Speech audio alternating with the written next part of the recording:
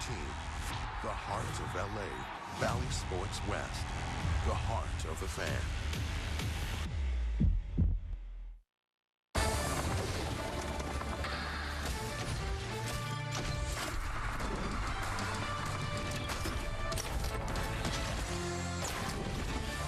Angels Live pregame is presented by Alexis, and oh, what a day it is. A hot Southern California afternoon, and the Angels hope to stay as hot as the SoCal sun as they look for the series sweep against the New York Yankees this afternoon at the Big A. Another capacity crowd expected to be on hand, and here's on tap for the next 30 minutes on a very big show coming at you from the Big A. Hey, how about back-to-back pitching performances that were dominant over the last couple games? Yeah, we're going to revisit that, and Mickey has been fine. Yeah, Mickey Moniak's been swinging a hot bat, 10-game hitting streak. And yeah, there's another edition of Shohei Ohtani breaks the record books. That and much more happens right here, right now, on a show we like to call Angels Live. Welcome, everybody. We're a very cool bunch here. Ken French alongside Halo Hall of Famers Tim Sam and Garrett Anderson. And hopefully the Angels guys can stay as hot as this Southern California weather. Give credit to the pitching staff. First and foremost, Patrick Sandoval coming off his best outing of the season, 7 1/3 innings of one-run baseball. And that being said, that's the first time a starter's gone through 6 since the end of June. First time a starter has registered an out in the 8th inning since May 14th. Tim, I'm going to start with you. We talk about out-slugging a team or out-pitching a team. How is it better to out-pitch a team, especially you being a former slugger? Yeah, it always makes our job a lot easier as a pitcher. I mean, as a hitter, when your pitcher's out there dominating. I mean, to go out there and be able to chip away, put up a run, and know that your pitcher's going to allow that his performance is going to keep the opposition from scoring runs, and just allow you to chip away and put runs out gradually during the course of a game. And that's what you've seen the last 2 nights. You've seen the pitching kind of keep the other team in check and allow this offense. This is a good offense. We talked about them all year long. They're going to put up 2 runs. They're going to put up 3 runs. They're going to put up 5 or 6 runs. But to see what they've been able to do, go out there and keep putting runs up and then be in a position late in the game like you had last weekend, we're able to come back and get some wins. That's a great job, and that's what you need more from your pitching staff. What does it do for you as a hitter, GA, when your pitcher goes out there, he's dealing, you know he's going to put up zeros, and then you have a chance to put up a run the next inning? It's a prime example of what's happened the last 2 nights. They throw strikes, they're trusting their pitches, and you get some early runs, and then you start to cruise, and the pitcher's throwing strikes, and it just, like Tim said, it helps that you don't have to feel like you have to be the guy to step up, because baseball's not like that. It's a team sport. It's an individual sport, but it's still within a team concept, and guys usually feed off of one another, but the pitcher definitely sets the momentum for the day. Well, let's just show you what's been going on, too. The Angels have put up back-to-back dominant pitching performance, and as a result of one back-to-back wins for the first time since June 26th and 27th. And Tim, it started with Griffin Canning going a strong 6 1/3 innings, and what he was able to do is 12 Ks and 120 pitches. Well, look at the location of some of these off-speed pitches. His slider strike percentage was 70%. He had it dealing, and then he had some great changes. But it all comes back to the fastball for him. He was able to locate that fastball in the corners, get the hitters looking at him. I mean, anytime you can get the hitters more focused on your fastball, it's going to allow you to have more success with your secondary pitches. You know, and then Griffin Canning again, he had the length. He went 120, and then Sandoval says to Phil Nevin, GA, you know what? He goes 120. Keep me in there. Let me go as long as I can. Yeah, he avoided him coming out after the 7th inning last night, so good job for him. But, yeah, he pounded the zone with strikes last night, and the best pitch that he has, and I don't know if it's really talked about a lot, but it's his fastball. And that's, to me, in my opinion, the fastball is the best pitch in the game, because if I'm facing a pitcher and he's spotting his fastball, it doesn't matter what the velocity is, but everything else, all speeds get set up. Well, you know, one of the things about Sandoval, he uses his slider kind of like the fastball. He throws his slider so much to get back into counts. He hasn't really maybe had the confidence or maybe been able to locate his fastball the way he'd like to, but I can tell you last night, he threw some great fastballs. 95 miles an hour at times, got some great hits on it, you know, some sink action on it, and they hit some ground ball outs. He did a fantastic job really locating 3 of his pitches, and that's why he was so successful. Yeah, 7 Ks, all coming on the slider and the changeup last night. As we mentioned, the most dominant performance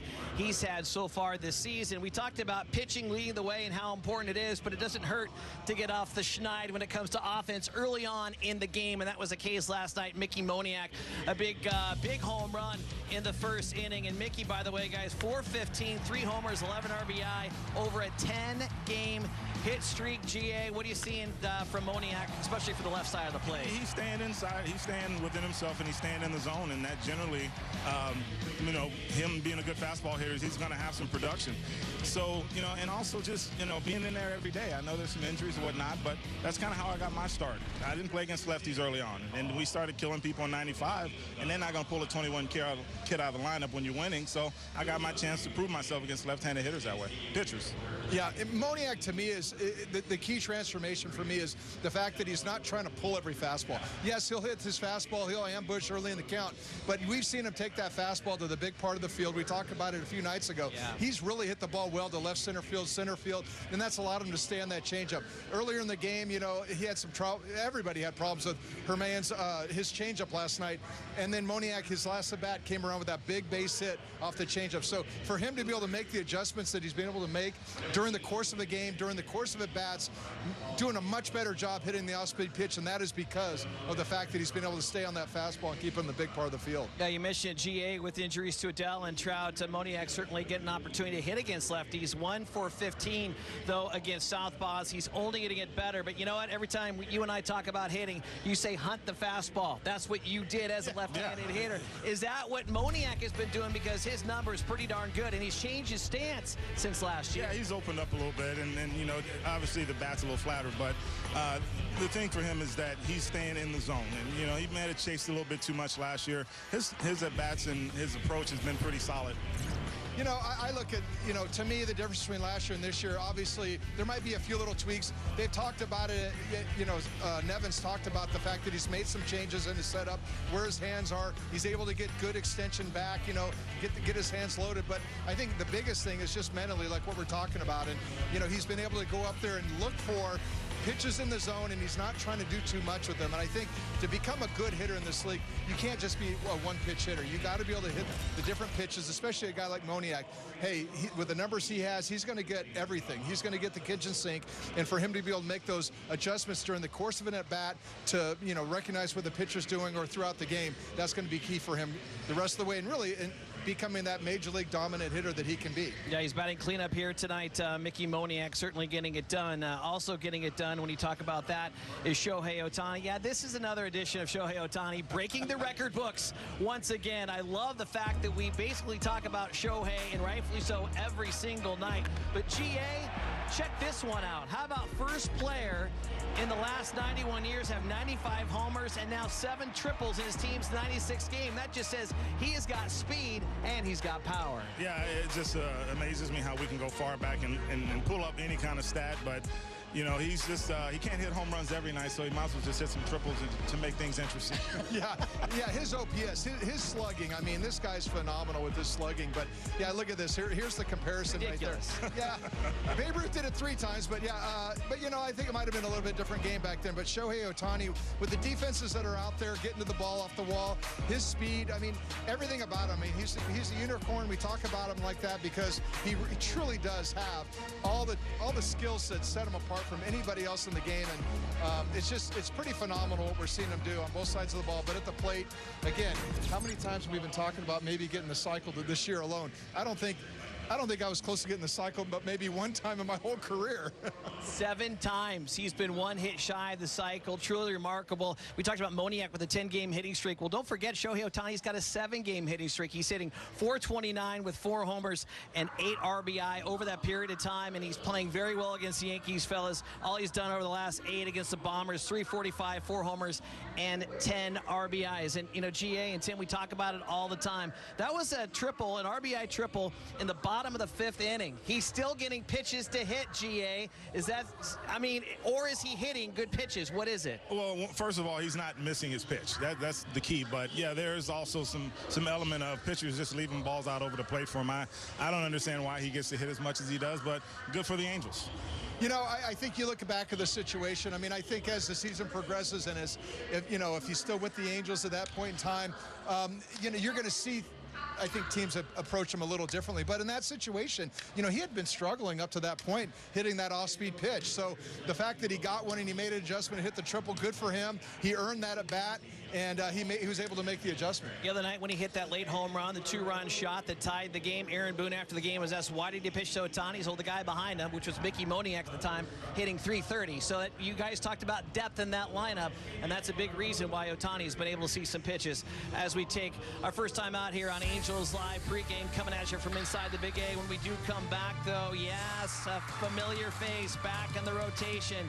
Chase Silseth got the call from AAA. Are up this year. There's less downtime than ever before. Goes into his windup, first pitch, and this ball's hit a long high drive. Got the wall. See ya. That ball's out of here. That is long gone. Out of here. Live Black Afri audio from every major league club, video of minor league games, plus highlights and look-ins on MLB Big Inning. The all-new At Bat is only $3.99 per month. Subscribe within the MLB app today. The next generation of baseball has arrived. And I am here for it. Keep an eye on the new faces of baseball on Off Base, the modern baseball show for the modern baseball fan. It's all about things you haven't seen before. Only on MLB Network. You want highlights? Quick Pitch has you covered. Packing all the day's biggest plays into one lightning fast hour. What a play! We live today, preview tomorrow on Quick Pitch. Late nights and every morning, only on MLB Network.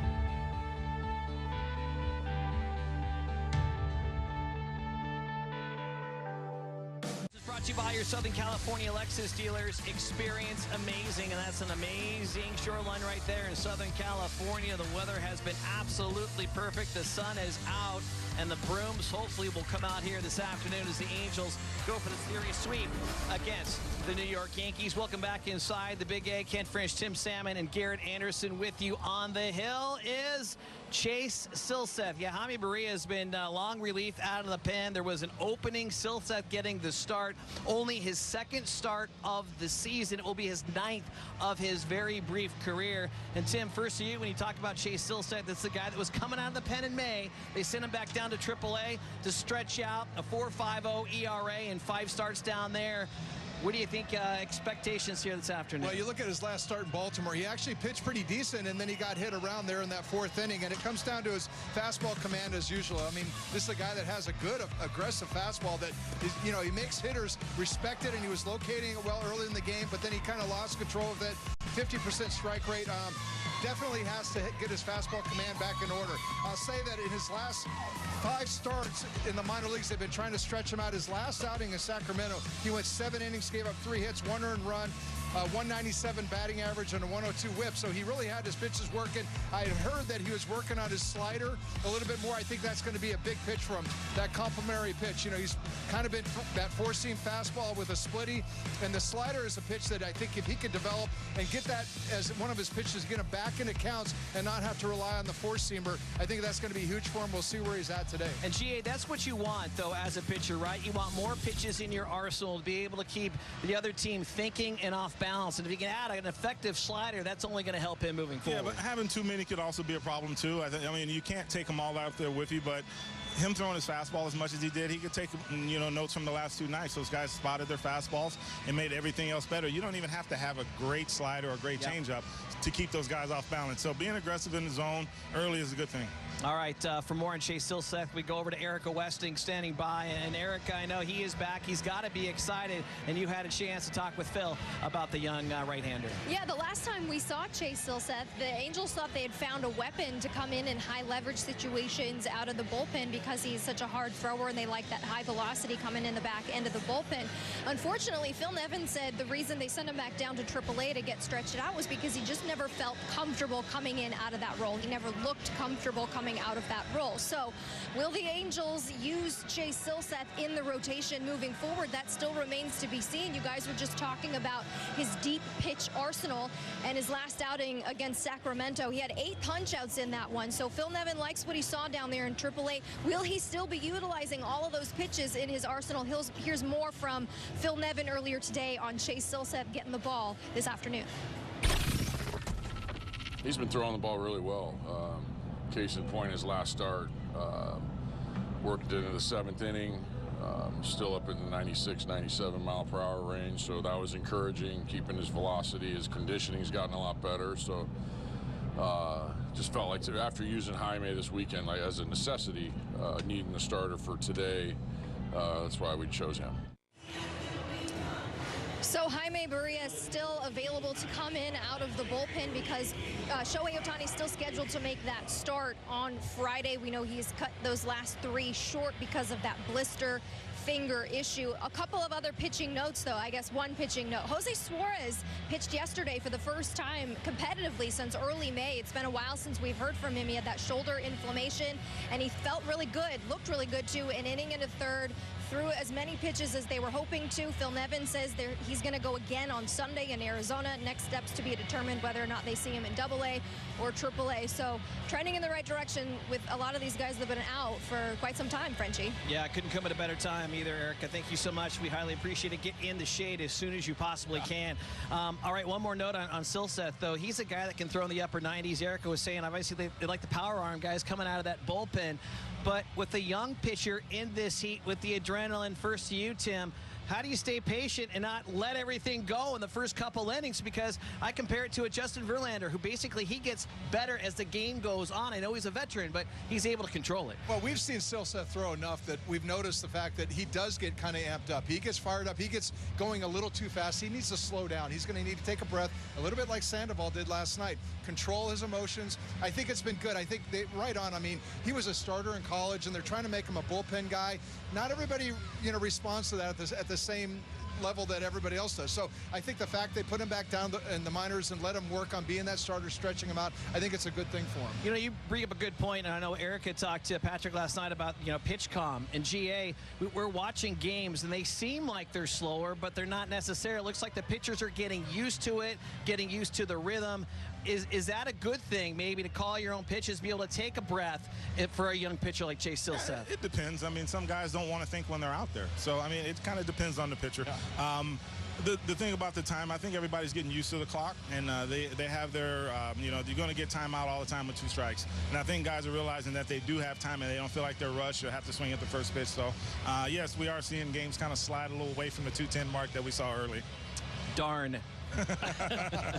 All right, let's take another time out here on the program. When we do come back, though, these 2 guys next to me, they know a thing or two about the long ball. And after Mickey Moniak went yard yesterday, the Angels getting closer to setting a new franchise mark. Let me show you how. I'ma do what? That's on me. Watch games and coverage all day, every day, your way on MLB Network. You want highlights? Quick Pitch has you covered. Things are heating up. Packing all the day's biggest plays into one lightning-fast hour. Oh, my goodness! What play! Every game. Every night. Swing and a miss! Every highlight that makes the headlines. Are you kidding me? We live today, preview tomorrow. The quickest way to catch up on all the action? We've got you covered. On Quick Pitch. Late nights and early mornings, only on MLB Network. This is Garrett Cole. This is Christopher Russo. And this is the High Heat Hot Seat. Garrett Cole plays hard, so he doesn't end up here. High Heat with Christopher Russo, helping players play harder on MLB Network. Enrique Quique Hernández. Hey, what's up, bro? Hey, papá. Dímelo, mi hermano. Mira, te prometí que íbamos a cocinar. como tú eres de Boston, yo soy de la de Nueva York, vamos a hacer una competencia. Yo soy bastante competitivo. No hay nada como la comida latina. Nada. Don't take presentation to evaluation, okay? Just flavor. Una cosa que es bien importante para mí es siempre disfrutar ese juego. Salud, mi hermano. A la vida más fina.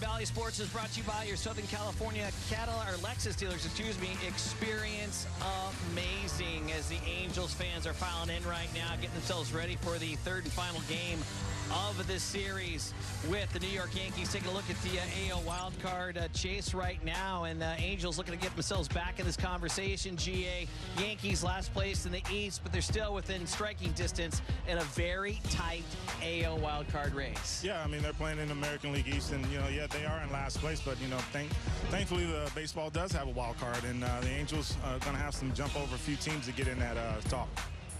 Yeah, 2002, hey, wild card worked out pretty well for you guys. It did.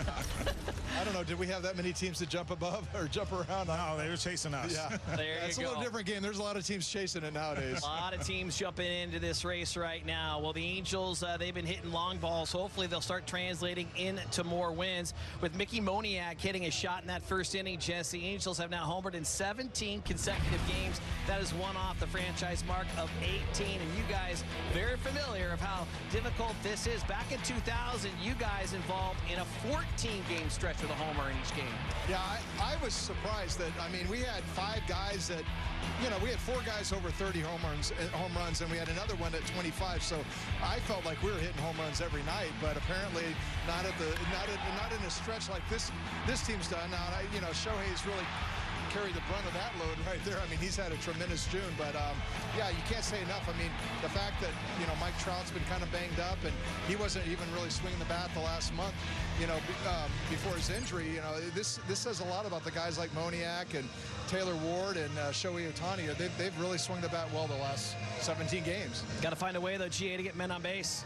Yeah, that's everything. But in this day and age, that's what it's supposed to be about, right? Yep. A high on base percentage and hitting home runs. But the solo shots really don't do anything during the game. The big impact last night was a 2-run home run early on, and just got him off to the running. All right, Angel basket and face Carlos Rodón here tonight. Signed a 6-year deal in the offseason with the Yankees. He's just getting started, though. He's been facing some injuries. This, Tim, will only be his 3rd start in a Yankee uniform, looking for his first win, and he has certainly struggled here, but the track record shows this guy can pitch a little bit. Well, he can. This is his 3rd start. He was injured earlier in the year, had an issue in the forearm, but signed a big deal. He was the big free agent that went to the Yankees, supposed to help solidify that rotation. They're just not getting him back. You got to look at him. He's kind of like pitching in spring training right now. And if you go back to his last start against Colorado, yeah, his velo was back up there, 95, 96, 97, pretty much a fastball slider guy. But I'll tell you what, he threw 3 wild pitches. So if you're on base, look for the ball, especially if he's going to be throwing that off-speed pitch. Look for it in the dirt because, just like anybody coming out of spring training, the command maybe isn't quite there. But again, he's going to be that cog in the wheel for this Yankee rotation going forward. Hopefully the Angels can catch him a little bit off balance today. Just hunt fastball, GA. They're going to see him today. Hey, yeah, primarily fastball pitcher. That's what I would be looking for. You guys know that already, but I promise you he's going to throw quite a few of them today. I love it. All right, let's take one more time out here on the program. When we do come back, though, we're going to show you who's out on the field this afternoon for the Halos as Mickey Moniak looks to stay hot, riding a 10-game hitting streak. Lineups coming up next. This is Bo Bichette. This is Christopher Russo. And this is the High Heat Hot Seat. Bo Bichette plays hard, so he doesn't end up here. High Heat with Christopher Russo, helping players play harder on MLB Network.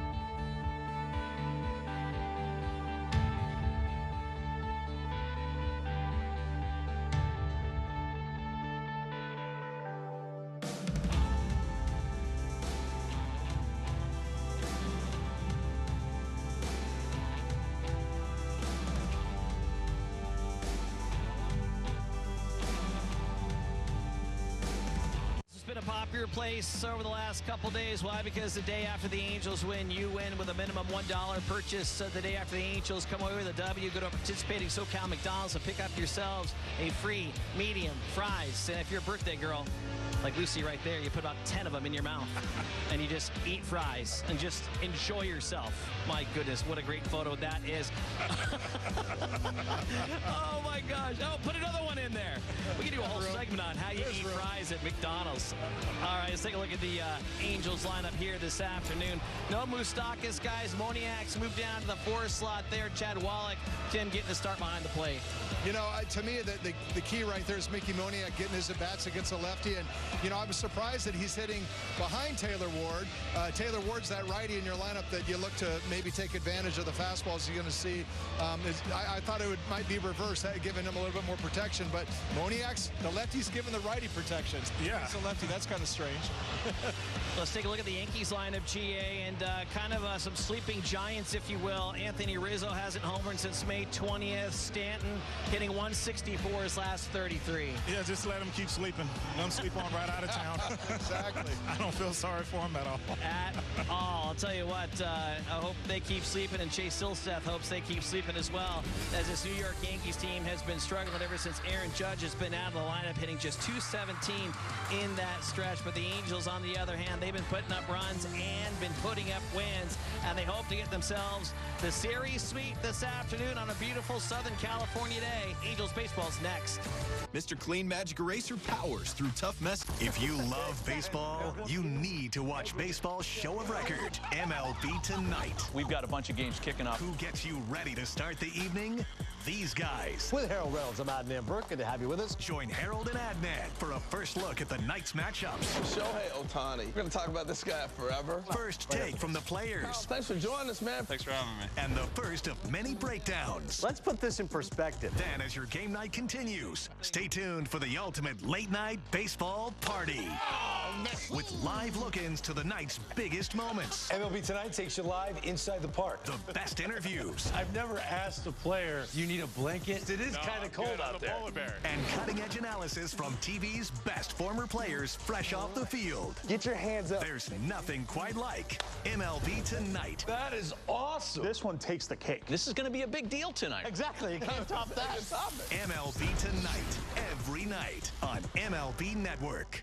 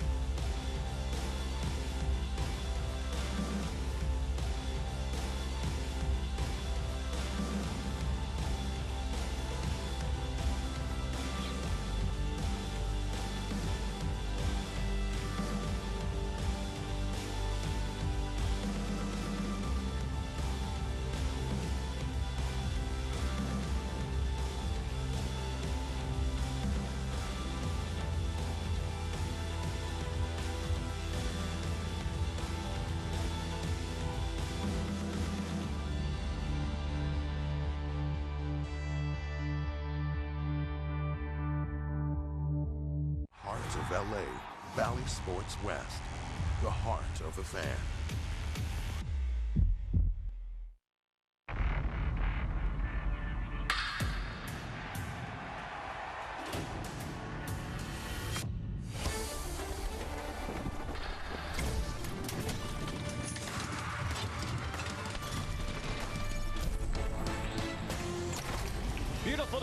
baseball in Southern California. Today's game brought to you by Nissan. The last one of a 3-game series as the Los Angeles Angels look for a sweep against the New York Yankees.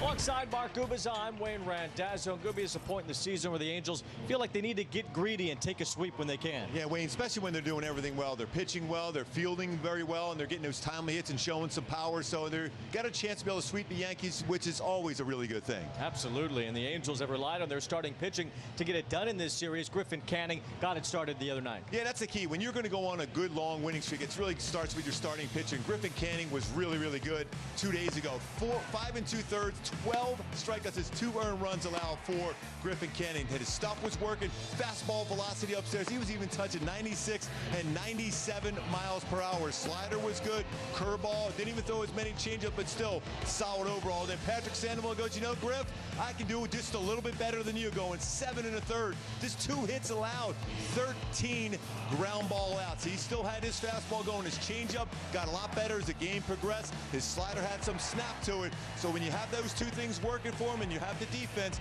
both those guys have been out there and performed on a high level in his last couple of games. And today, Chase Silseth gets the ball. He is back from AAA where he pitched well, went 7 innings in his last start for Salt Lake, and now he'll try to get done on a big league mound again. Yeah, wait, what he's doing right now, I think he's condensing all his pitches. Before he was trying to trick some guys with some off-speed pitches, going back to his power sinker and 4-seam fastball. Splitter's been good, even his power slider. Anytime you have an ERA 2.73 up there playing in AAA where the baseball will fly, been very, very good. Trust the fastball. That's been a pitch all the pitchers have been able to get by the Yankee hitter so far in this series. A sweep is at stake today. The Angels trying to make it 3 in a row against the Yankees, trying to sweep New York for the first time since 2009. We'll have it for you in just a moment. The last game of this 3-game series between the Angels and the Yankees.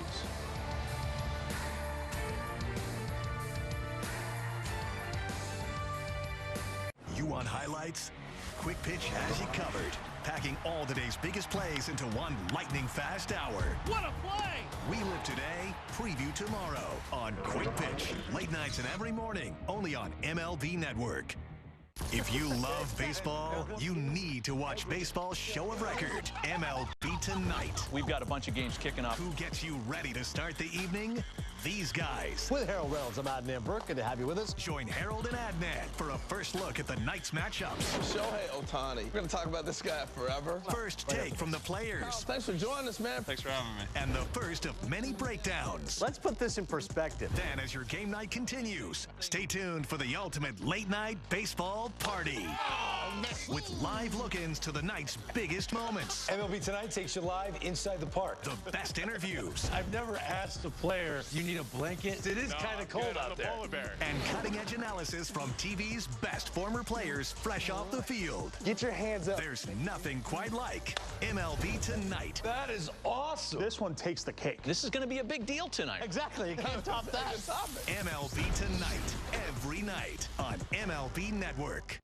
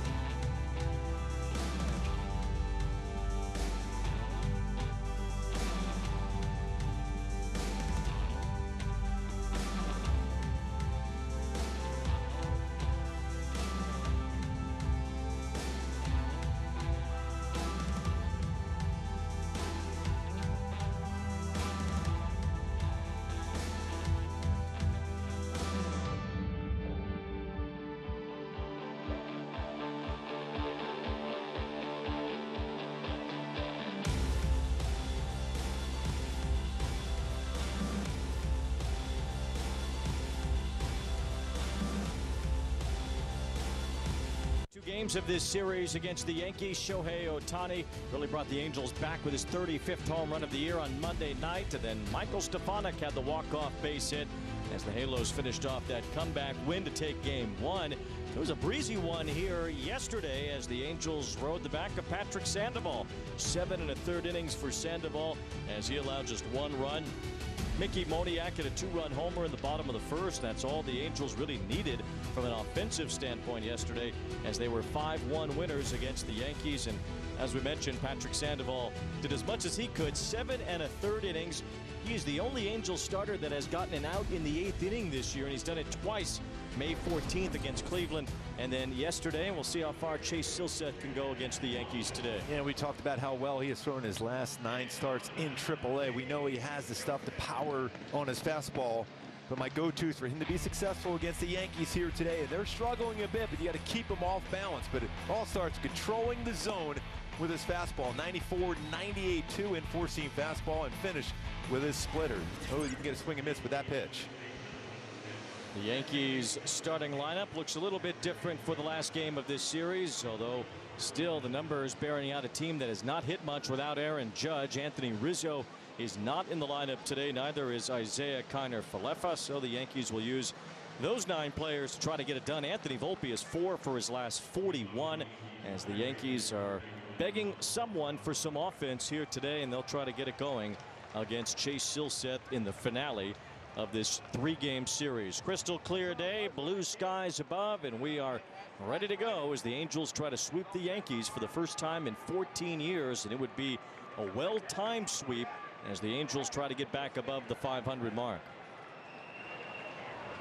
Swing and a miss by Oswald Peraza. 95 from Silseth, and we are underway at Angel Stadium. Yeah, he's been throwing his fastball a little bit more down in AAA. Look for him to use it today against this Yankee lineup.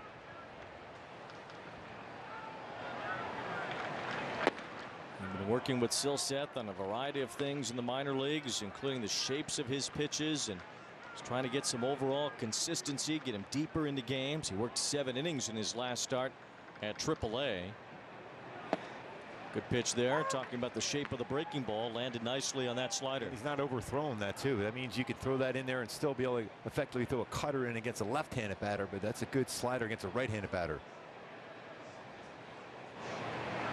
Peraza lays off that splitter, and it's 2 balls and 2 strikes on the Yankee leadoff batter, who reached base 5 times in game 1, and then yesterday was 0 for 4 with 3 strikeouts.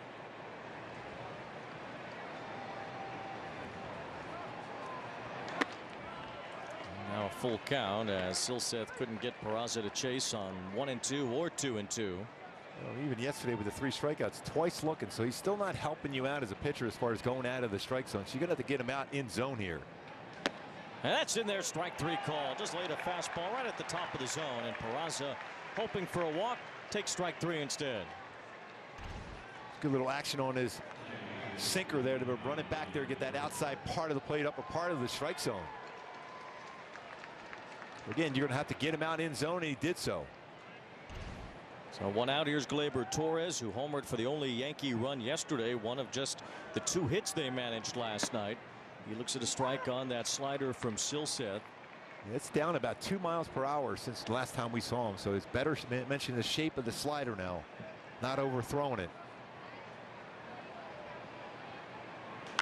There is a kind of run through the wall mentality that Silseth has, which can be a good thing, but also when you're a starting pitcher on a warm day, you want to conserve that energy too. Yeah, he is a high energy guy, ultra competitive, so that as much time as possible to take in between pitches could help him. 1 ball 2 strikes as Torres doesn't sniff at that slider. And it's AAA, but as you mentioned, it's AAA in high altitude at Salt Lake, and Silseth did well. Torres hits this one well, and that's a base hit for the Yankees second baseman, the first hit for New York today. Take a look at the defense presented by Easton and Easton behind Silseth today. Eduardo Escobar making his first start at first base this season. His 14 career starts at first base. Plays all over the infield. Stefanik at second. Neto at short. Rengifo at third. Chad Wild behind the plate. Taylor Ward, Mickey Moniak, and Hunter Renfroe in the outfield.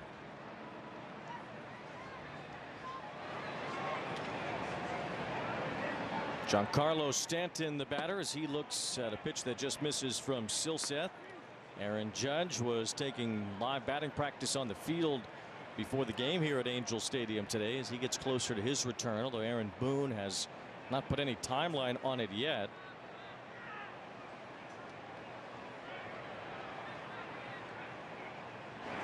Well, Stanton yesterday was very, very aggressive, especially early in counts, and even expanding out of the strike zone. So to keep him off balance here, to let him get hot on Friday. Yankees will be home then to face the Kansas City Royals. Silseth throws over. Torres barely off the bag as he goes in standing up. Torres and Eduardo Escobar reuniting after Torres chased Escobar around with a toy cat yesterday.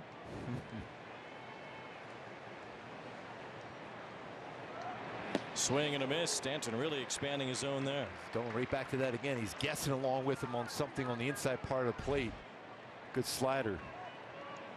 Never really quite in the zone, but he expanded the strike zone on that one. If he guesses right, the power is still there to hit one about 500 feet. Silseth trying to avoid that on a 1-2 pitch to Stanton. And he laid off the slider that time. So 2 balls, 2 strikes. Still worth it to go out that exact same spot when you see a swing like that the pitch before.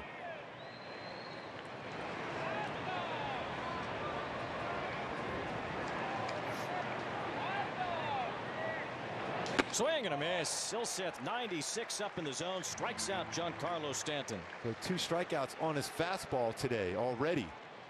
Common theme between Canning and Sandoval using their fastballs against these Yankee hitters. Late on it. Have him guessing. Had him guessing maybe slider away. Got a fastball up and away. Brings up DJ LeMahieu playing first base for a second straight day. He's 0 for 4 yesterday, which ended a hitting streak of 7 games. Takes a strike from Silseth. Anthony Rizzo hasn't homered in 43 straight games. Had a problem with his neck. He was involved in a collision. Said he's fine. He missed a little bit of time, but says he's healthy. Certainly doesn't look it. So Rizzo not in there tonight. Didn't play first base yesterday. Mayhew inside outs one down the line foul, and it's no balls, 2 strikes. The guy's also battled some injuries over the last couple of years and also doesn't look like the player that he once was. A guy that really, when he's healthy, can drive the ball a long way to right center. Really was perfect for that stadium. It's unusual to see Anthony Rizzo struggling because he's always been such a clutch player no matter where he played. LeMahieu tried to check his swing. Doesn't matter. Strike 3 called, and Chase Silseth with a 3 strikeouts. Scoreless top of the first. Create amazing work with Fiverr. All you need is your team and a talented freelancer who will lend a hand and seamlessly join your team from just about anywhere. Expand your team with a Fiverr freelancer. With the Game Time app, I paid 60% less than this guy. What? And it's not just sports tickets. It's also concerts. Performances, too. Oh, come on! Download Game Time. Last minute tickets, lowest price, guaranteed. Welcome to the Aura Sleep Lab. You need a bit more deep sleep. Getting enough high-quality sleep increases immunity. Why? Because sleep helps fend off sickness. A good night's sleep boosts your number of infection-fighting antibodies and cells. And with your Aura Ring, you can learn how to sleep deep and keep your immunity up. It's like having a sleep lab on your finger. Go to sleep with auraring.com. Prescription eyewear can be really expensive, but here's a secret. Glasses don't actually cost that much to make. Surprise! Especially when you design your own eyewear and then sell it directly to your customers. Like we do. Oh hi, we're Warby Parker. Our glasses start at $95, including prescription lenses. And the best part? You can try 5 pairs for free at warbyparker.com.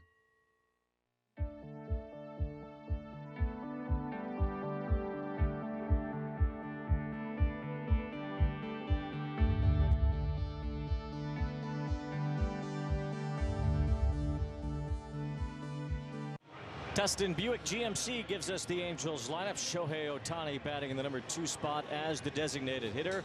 Mickey Moniak against the left-hander today, still in that cleanup spot. He has been a tremendous hitter for the Angels this year, and he'll try to get it going against a tough customer on the mound for the Yankees today, although a guy who has not pitched much yet this year, Carlos Rodón. Yeah, he can still run that fastball if they're pretty consistent in that upper 90s. Very, very good breaking ball, too. Slider, curveball. My go-tos to have success against him today.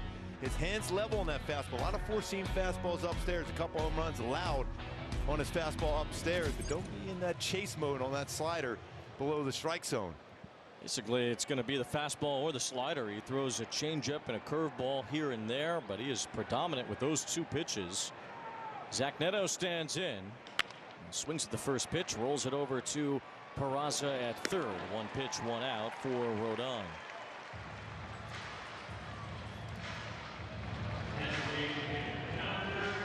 And one thing, too, for Neto with a quick out, it doesn't give Shohei Ohtani to see any, especially from that angle where he's at, see some pitches, because this is the part of the game where, as a hitter, you're trying to be aggressive early before the shadows come into play, which will probably be around the third inning or so.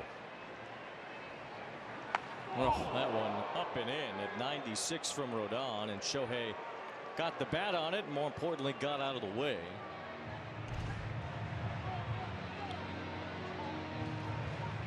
He's going to be aggressive. He's got some great power numbers on the first pitch put in play. Got to be real hard as a left-handed batter against him also. He's thrown across his bodies on that first base side of the pitching rubber. It was on him before he had even a chance to be able to try to get out of the way. 2 balls and 1 strike. Shohei has homered off of Rodón. The Angels have not seen him in almost 5 years when he was still with the White Sox, but in that game Shohei hit a home run in September of 2018. Rodón falls behind, 3 balls and 1 strike. I was watching it, especially from our angle here, Wayne. There's a little bit of movement on the feet now for Shohei of that first pitch like that when you haven't seen anybody in a long time. So see if he could track this something away now.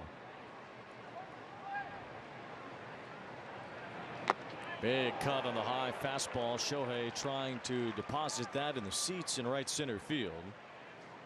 Now he'll let the hair flip around a little bit as he waits for a 3-2 pitch from Carlos Rodón.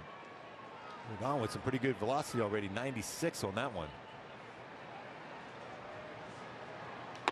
He misses there, and it's ball 4, so Shohei draws a walk. And the Angels have their first base runner against Rodón.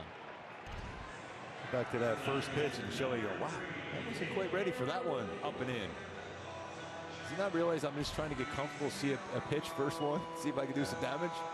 Back off, Carlos. Shohei aboard. Stolen base threat at first, and Taylor Ward stands in. Rodón is susceptible to a stolen base. He's allowed 92 stolen bases, and only 14 have been caught. Not typical for a left-hander, but he has that big leg kick. He doesn't shorten it at all. No, last year he gave up 18 stolen bases in 20 attempts. He had some kind of leer last year for the San Francisco Giants. Lays in a strike to Ward. It was a career year for Rodón. He made 31 starts, which is not typical for him. He's often had injury concerns. A 2.88 ERA and 237 strikeouts last year for San Francisco. His only year there. Still 0-2 on Taylor Ward. I'm just looking at the way he brings that leg up. Once you cross the pitching rubber as a left-handed pitcher, you have to throw the baseball home.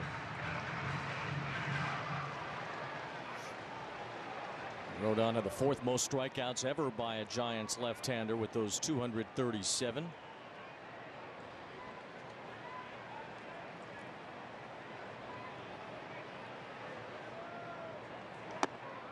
Dive into Giants history, you find names like Madison Bumgarner, of course, but also Rube Marquard on that list, and Cy Seymour as well.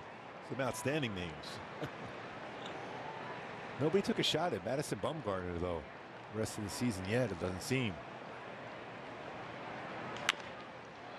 Ward bounces that one foul. Carlos Rodón's mustache kind of looks like something Rube Marquard might have gone with in his great season of 1911 when he racked up over 240 strikeouts for the New York Giants. Well, the Yankees make you shave. They still have that somewhat obsolete view of facial hair. Like Nestor Cortez mustache going.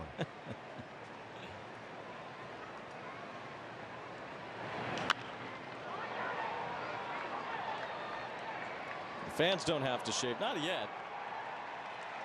Although if the Yankees make a run, maybe the fans will jump in. They're not going to shave for a last place team, that's for sure.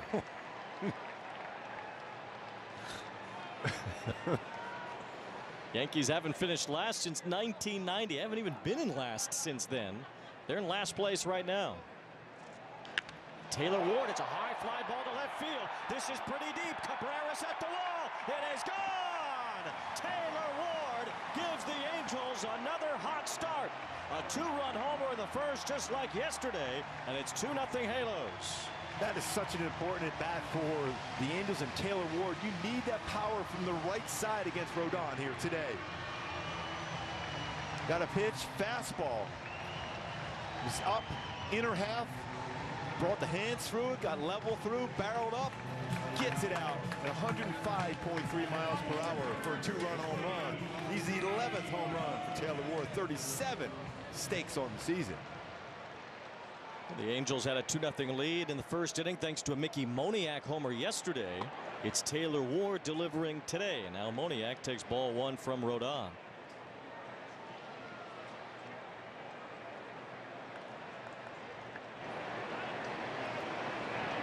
Staying in on that fastball inside pretty good. Although that was a slider. First pitch was in.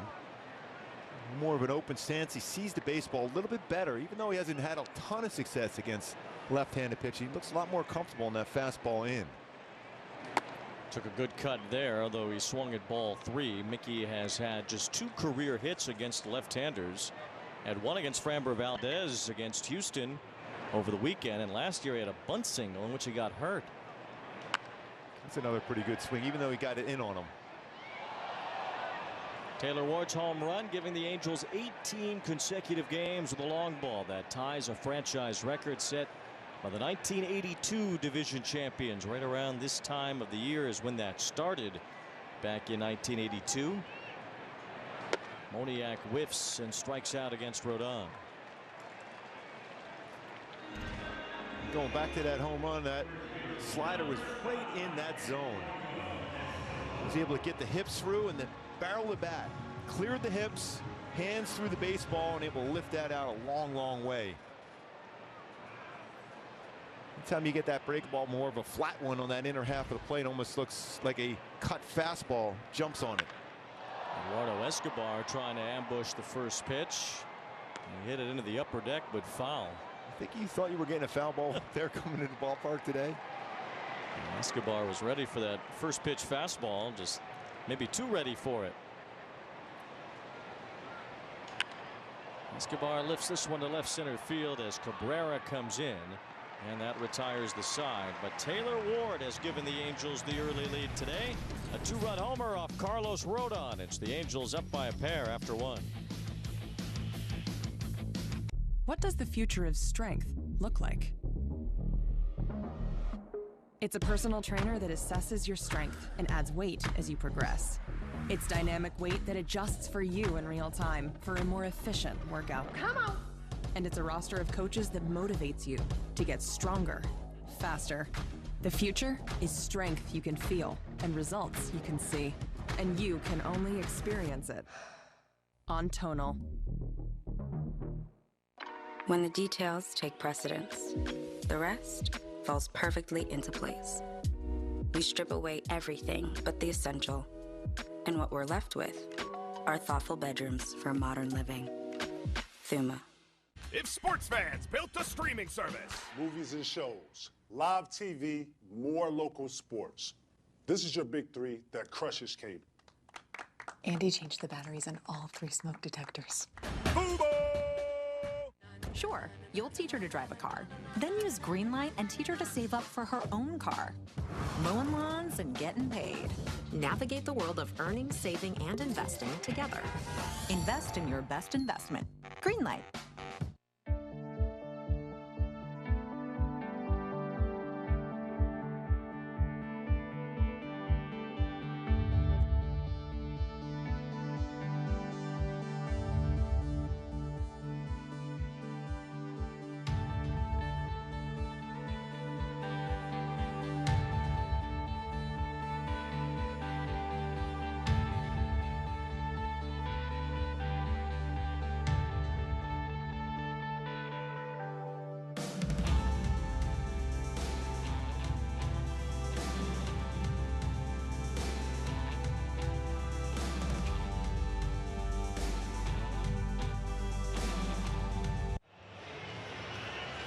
2-0 Halos as Chase Silseth gets back to work on the mound. Last time we saw him, he was coming in out of the bullpen in relief, but Phil Nevin said he never looked comfortable, sent him back down to get stretched out. So what's changed? Well, Phil Nevin said his conditioning for one, but two, I know, Gooby, you talked about this in the open as well.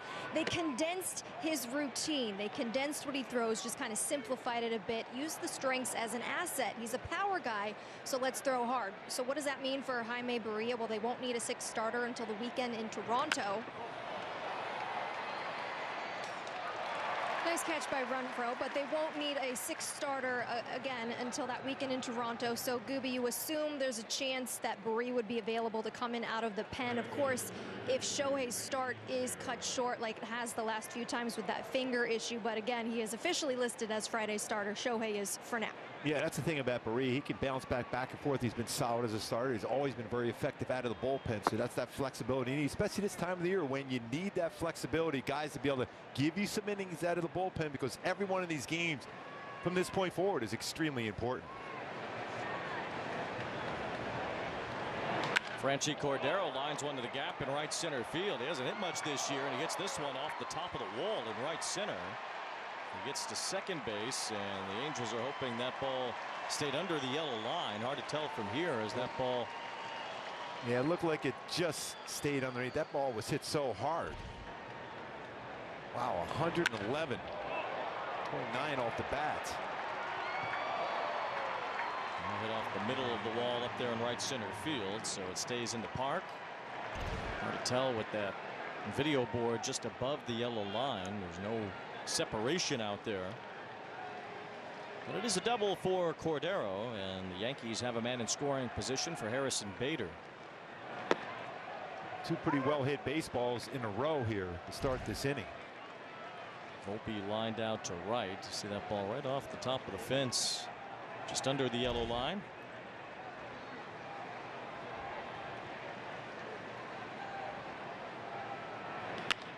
Ground ball pulled right in front of Neto, who throws to third, and running into the tag is Cordero for the out. I'll tell you what, you can't underestimate how smart and instinctive Zach Neto is.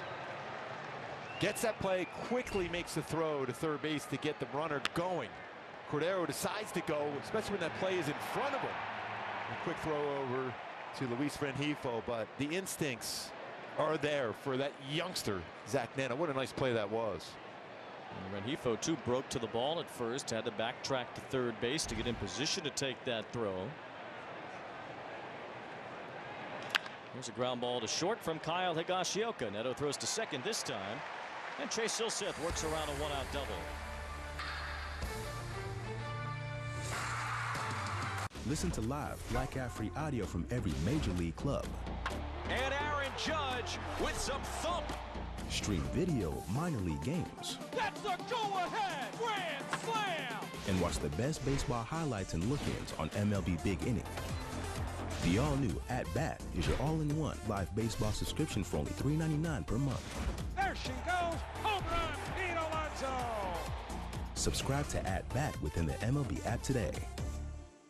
MLB Tonight, the ultimate late-night baseball party. Oh, man. With live look-ins to the night's biggest moments. How hot was that? That's money. What? The best interviews. I've never asked a player, do you need a blanket? It is kind of cold out there. And cutting-edge analysis from TV's best former players fresh off the field. Get your hands up. There's nothing quite like MLB Tonight. This is going to be a big deal tonight. This one takes the cake. That is awesome. MLB Tonight, late nights on MLB Network.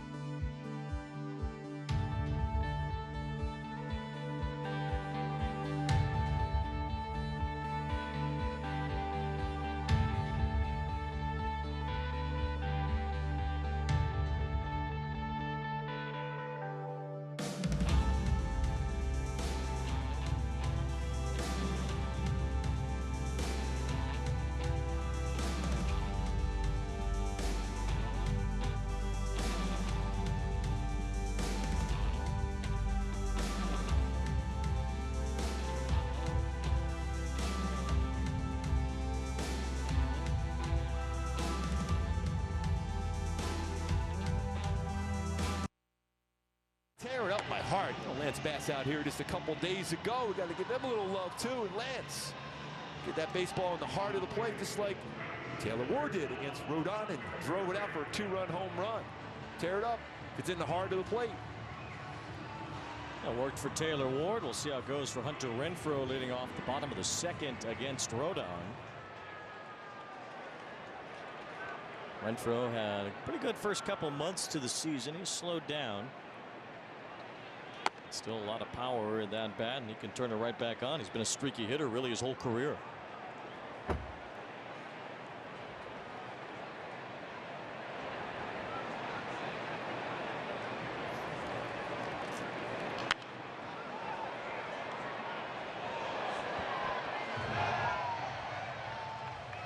Strike on Renfroe. Carlos Rodón in his first of 6 years signed with the Yankees. Got a $162 million contract after his great year last season. He's always had great stuff, great swinging and stuff, but staying on the mound enough to be that dominant pitcher has always been a question mark. But you can never question his competitiveness and his stuff on the mound.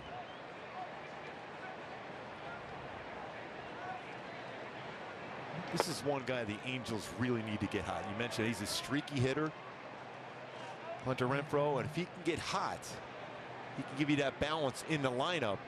And Mike Trout's not all that far away from getting back in there, and all of a sudden now you got that balance left-right in this lineup. Ball 4, and Hunter Renfroe draws a leadoff walk. Our Kia player profile on Carlos Rodón. 2.67 ERA dating back to his 2021 season, which was sort of a breakout. Threw a no-hitter that year with the White Sox, made his first all-star team. Really, it's just been health. If he's healthy, he's going to be a great pitcher. He was the number 3 overall pick in 2014, and kind of like Chase Silseth, he wasn't in the minors for long before he made his major league debut, less than a year after getting drafted.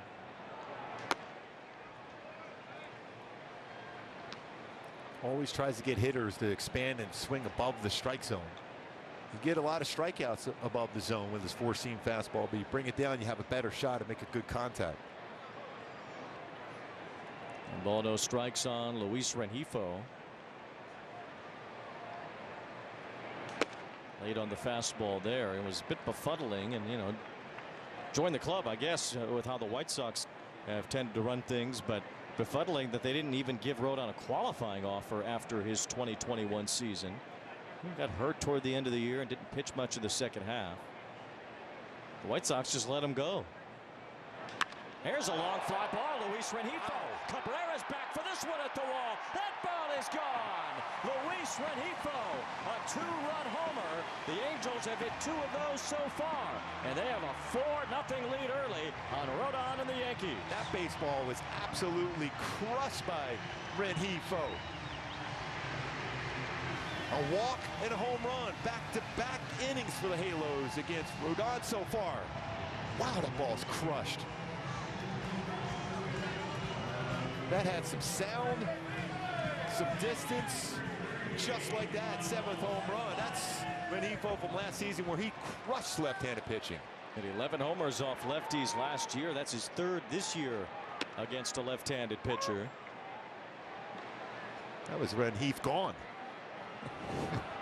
Rengifo.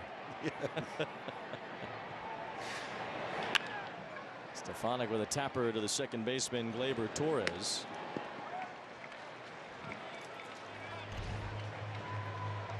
Well, he brought his hands in. That's out getting that level bat swing on a 4-seamer upstairs. You talk about getting that leverage behind it, that lower half. And everyone's reaction on that going, how far is that going? And a nice applause by Shohei. Well, Shohei has been on the other end of most of those this year. The Angels hitting home runs besides Shohei here today. Taylor Ward and Luis Rengifo. And it's a 4-run cushion early. A game the Angels feel like they need to have. This is an opportunity to sweep a team that is clearly defeated by their own injuries right now. Aaron Judge, of course, chief among them. They are a totally different team without Judge.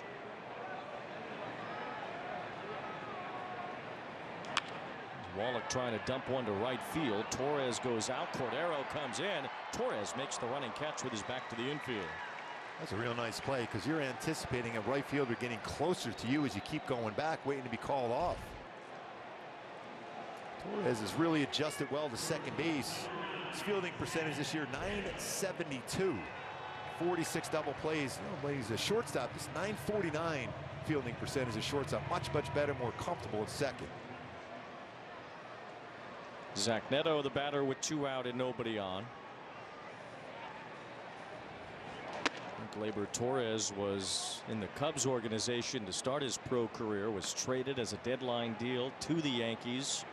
And the Cubs needed a Aroldis Chapman to break a long championship drought, which he did. Neto looks at a strike, and it's 1 ball, 1 strike. Well, we're getting to that point of the year now where teams are starting to think about who would be expendable to bolster their roster, trying to make a playoff push. And for any discussion about what the Angels' plans are, well, they have a good run here. The Pirates in town this weekend. They go to Detroit after that. And all of a sudden, this team's starting to think about who they can bring in to make this team better. Exactly. So far in this game, the Angels a 405-foot home run by Ward, and Rengifo going 418.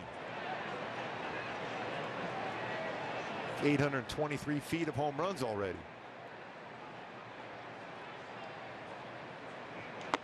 Rodón gets a strikeout. He's never been a guy who's given up many homers, only allowed 12 all of last year, but he's given up 2 long ones today. Taylor Ward in the first, and Luis Rengifo with liftoff in the second.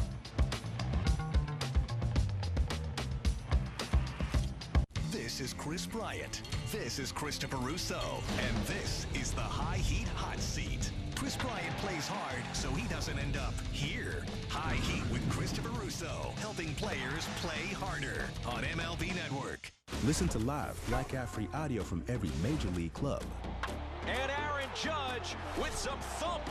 Stream video of minor league games. That's a go-ahead grand slam. And watch the best baseball highlights and look-ins on MLB Big Inning.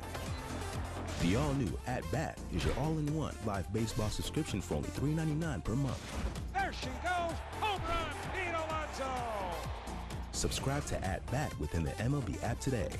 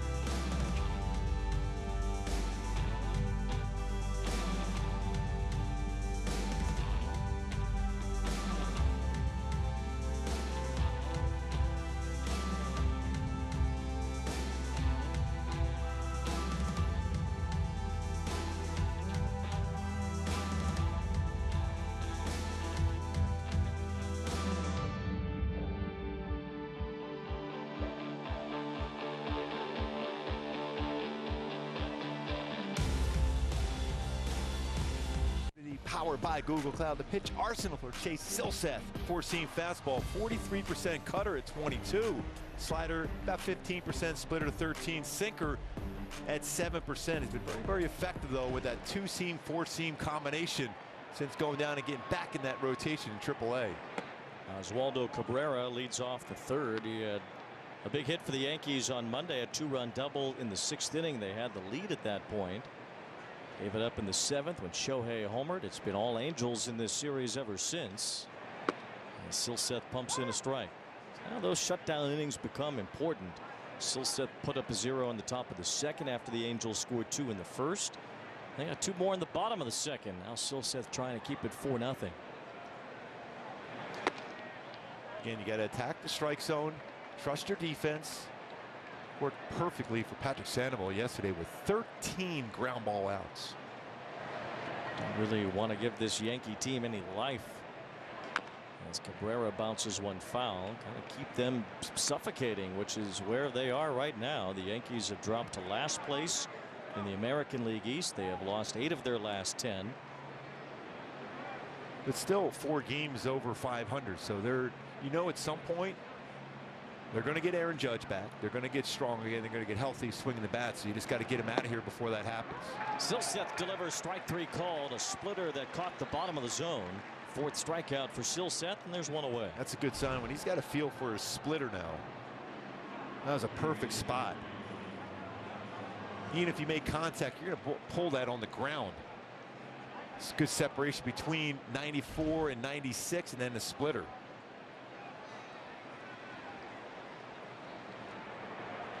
Raza swings and misses at a first pitch slider from Silseth.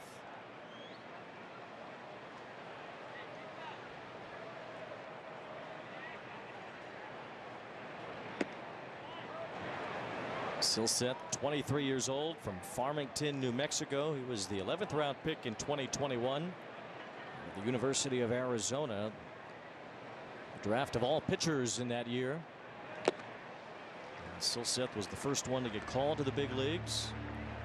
A great Major League debut, and he is part of the Angels' rotational depth. This is only his 2nd start this year.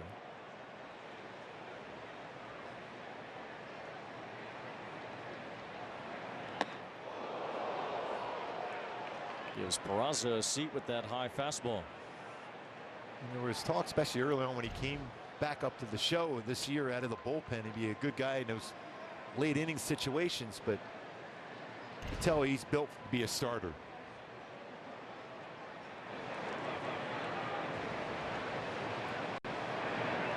Check swing. No swing, says the first base umpire, Hunter Wendelstedt. That was pretty close to a swing, even though that was well out of the strike zone. Oof. It's close. Yeah. So full count on Oswald Peraza, who struck out his first time. And dumps that 3-2 pitch foul. Because pretty soon it's going to be very difficult for hitters. You're seeing the shadows are getting closer and closer around that home plate area. So this is a time when you can put that shutdown inning. If you're Silseth, you could be in good position to be able to go and attack in the strike zone throughout. Just missed the inside corner, and on a check swing it's ball 4. So a couple of close ones go the Yankees way, and a 1-out walk brings up Gleyber Torres. Experience Angels baseball with the Coca-Cola Friends and Family Fun Pack. For only $44, get 4 tickets, 4 hot dogs, and 4 soft drinks. For more information regarding the Coca-Cola Friends and Family Fun Pack, visit angels.com/funpack. Torres with a base hit his first time, extending his hitting streak to 9 games. It's the 5th walk that Peraza has picked up in this series. Walked 4 times Monday alone. He's definitely seen a ton of pitches. That first at bat, called third strike looking.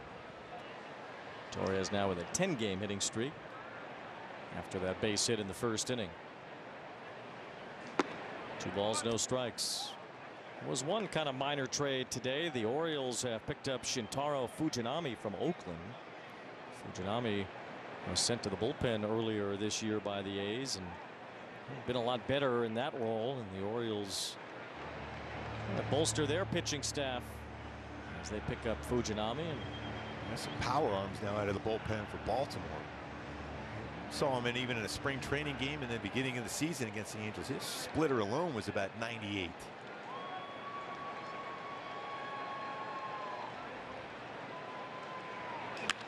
Torres with a fly ball to right field. Hunter Renfroe settles under it. Threw his arms up thinking they might have lost it, but I guess he was just trying to deke the runner. Deked me. 2 outs, and Stanton will be the batter. Some of those closed stances throughout the years from Jack Clark, George Hendrick, great hitter he was, and Carlos Stanton. And they always, the reason why they're doing that too, they're still trying to get you to throw on that inside part of the plate. That's where the damage is going to be done. Well, George Hendrick has got his front foot pointing at the first baseman. Well, he can hit. He was quick. Left-handed pitchers had no chance against him. Jack Clark, by the way, had some of the most incredible bat speed I've ever seen.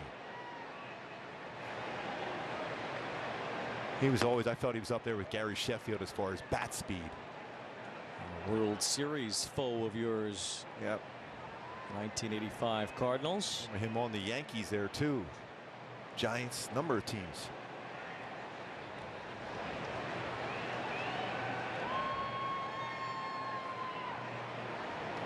Jack Clark hit that big home run in the '85 championship series off of Tom Niedenfuhr of the Dodgers.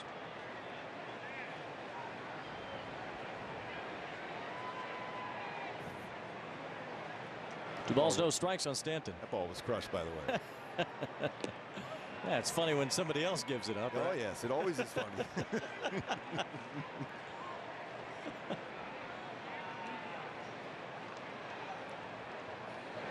And Stanton, even though he is struggling, he's dangerous 3-0. So I know Aaron Boone is giving him a shot. A swing here, 3-0.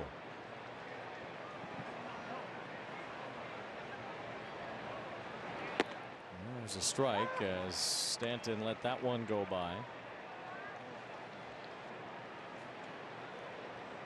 Angels with the early lead thanks to a couple of two-run homers.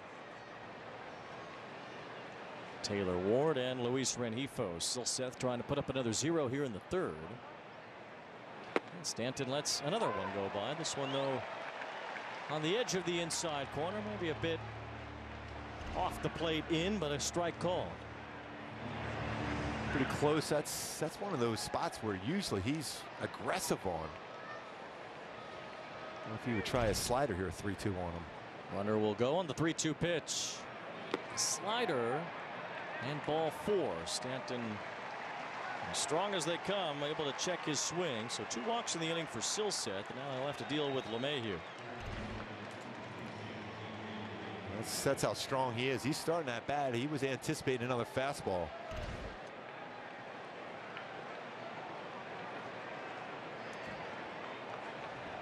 Stanton's one of those guys that is strong enough to break his bat checking his own swing and just snap right off in his hand.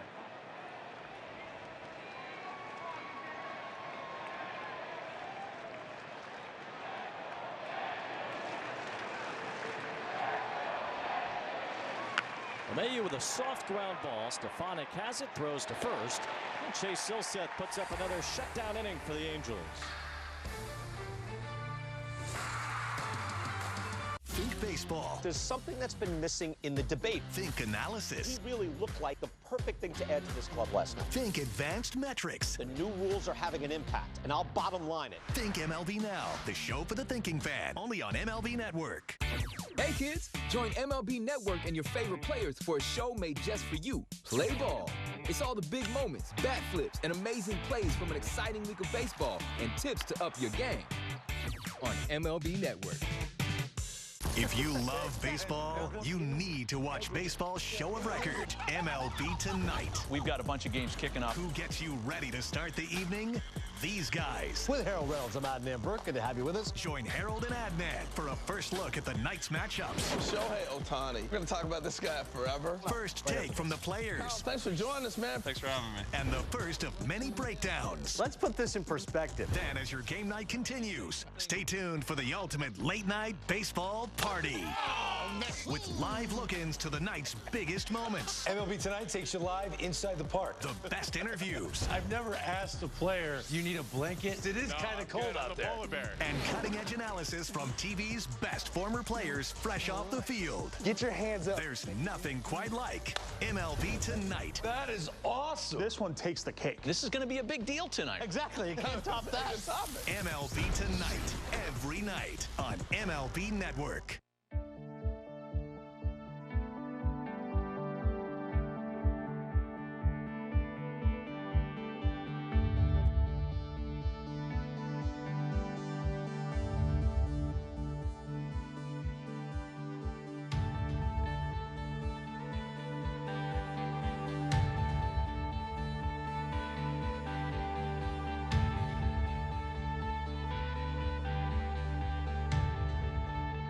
Flash you back to Shohei Ohtani going yard against Carlos Rodón in Chicago. His kind of town it was for Shohei. It certainly was earlier this year, too, when Shohei was hitting balls from pillar to post on the south side of Chicago. And as Shohei has beat the White Sox over the years, he beats the pressure too. Brought to you by Coors Light. Second time Shohei's had a 35 homer year. The last time he came within one of the Angels' single season home run record. Now this year he can likely fly by that and maybe even challenge the American League single season home run record that Aaron Judge set last year.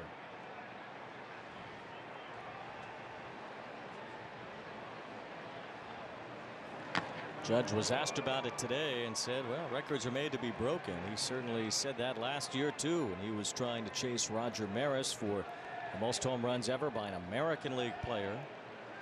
And just watching him walk around, he is just unbelievably big. When you are around Shohei, you are struck by his size. He's a big man, and when you're up next to him, you see how big and hardy Shohei is. But Aaron Judge will do you even a little better than that. He is a monster.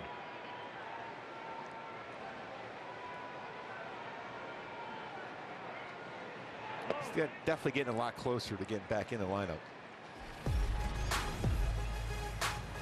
Shohei is one homer off the pace that Judge had last year. Homering just a little less frequently in terms of at-bats per home run, but it has been a remarkable ride that Shohei's been on really since Judge's injury. If we go back to June 4th, the first day that Judge missed, well, the Yankees as a team have hit 38 home runs. Shohei has hit 20 by himself in that time.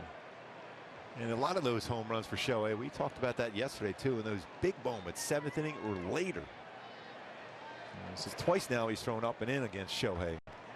Shohei's hit a dozen homers 7th inning or later over the last month. He turns away from that pitch as Rodón walks him. Well, we've seen a pattern of a walk and then a home run so far in the first couple innings against Rodón. Ohtani walked, Ward homered in the first, Renfroe and Rengifo did the job in the second, and now another walk brings up Taylor Ward.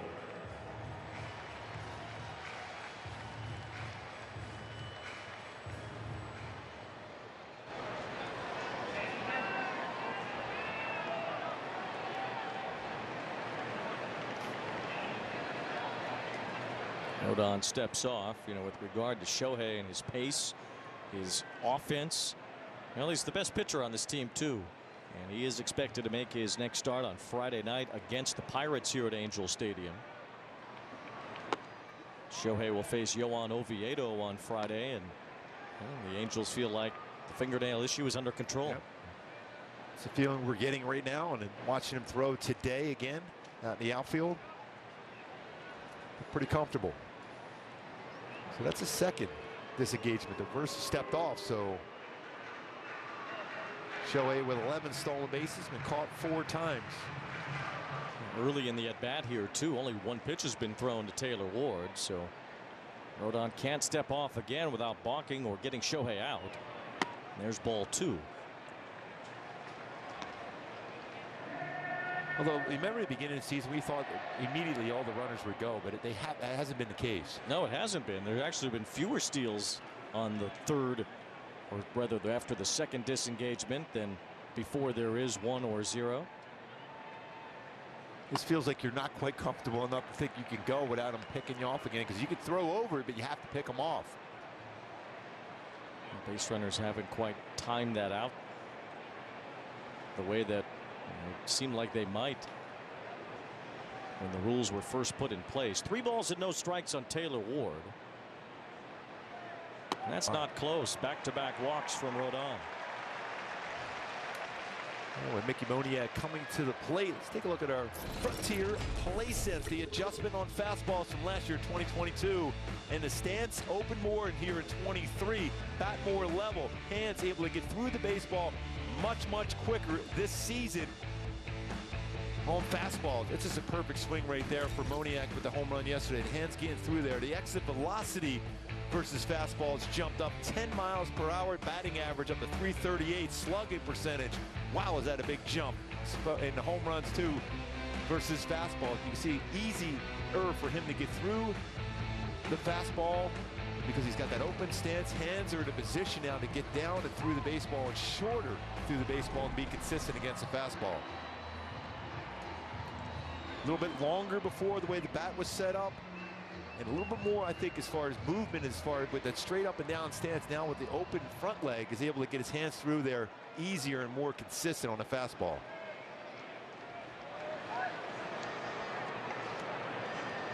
Another chance for the Angels to add to the lead. Mickey Moniak, who has a 10-game hitting streak, takes ball one. Moniak struck out his first time against Rodón.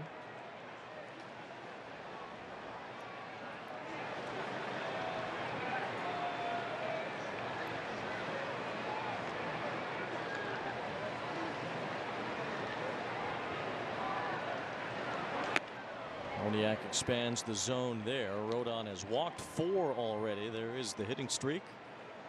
Jared Triolo. If you were saying to yourself, who? Well, you see him in some of the Pittsburgh Pirates that you might not know this weekend. Moniak lines a base hit to right. He has an 11-game hitting streak. Shohei's around third. He'll score easily. On his way to third, Taylor Ward. Mickey Moniak delivers another run-scoring hit. It is 5-0 Angels here in the third. Oh, Moniak, he is so fine now with that swing, whether it's a fastball or now a slider. Base hit in the right field, 11-game hit streak. Stayed on it, stayed back. Not off balance at all. His hands through that baseball. Just like we were showing with his fastball, he's able to keep those hands through. I love the fact that he's opened up that front hip in his stance. He's allowing him to track the ball inside and gets a hit off a left-handed pitcher. It's his third career hit against a lefty. 2 of them have come on this homestand. One off Framber Valdez, this one off Rodón. Mickey Moniak's going to hit lefties. He's going to figure that out. He's starting to figure it out. He has really blossomed into a solid major league regular. Yep. There's a reason why he was a 1-1. Yeah.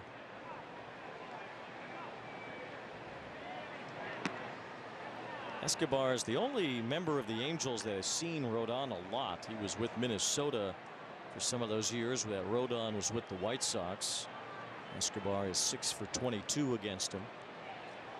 I think he was wanting that pitch in the strike zone being called a strike.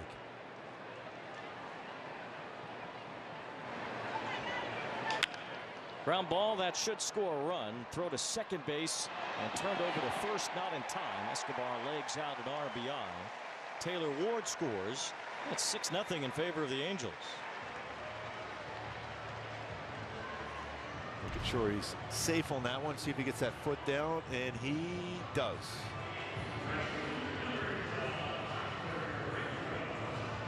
So now 4 walks from Rodón. They've all scored. We've seen the Angels leave some of those guys on in the past, not taking advantage of those opportunities, but they're 4 for 4 and cashing in walks so far today. And Carlos Rodón on his 3rd start coming off the IL. He missed the entire first half of the season. Made his Yankee debut July 7th. He's not quite there yet. Shohei with a couple walks, a couple runs scored. Yeah, pitch to him. 54 walks now on the season for Shohei. With 71 runs scored. Having a pretty good year, I think. Yeah.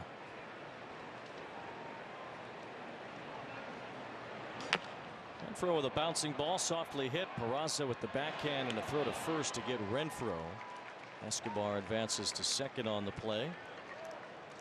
I'll bring up Rengifo, hit a home run his last time.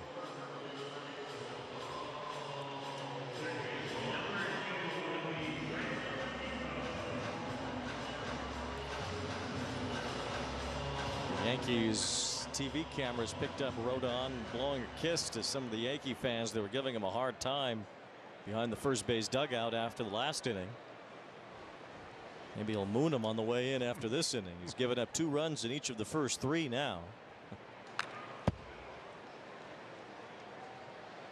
Yankee fans expected Carlos Rodón to be the #2 starter behind Garrett Cole, who has certainly lived up to his billing as an ace this year, as the Yankees have slunk to last place in the American League East. They really haven't had much of Rodón's services, and now that he's been out there a few times, haven't had him at his best. And you're always expected when you put on that Yankee uniform to be the best player out there on any given night. It'll be an interesting couple weeks for the Yankees. They're sitting in a spot they're not used to. We'll see how aggressive they are with the trade deadline coming up. They just changed hitting coaches not long ago. Dylan Lawson was let go, and Sean Casey, former Cincinnati Red, was hired straight out of MLB Network to be the Yankees hitting coach. What a great hitter he was, and a positive guy. Talked to him even on Monday. It's the work he wants to put in to make these guys all better. Right now they've been struggling. Again, they get hot, but they get hot on Friday.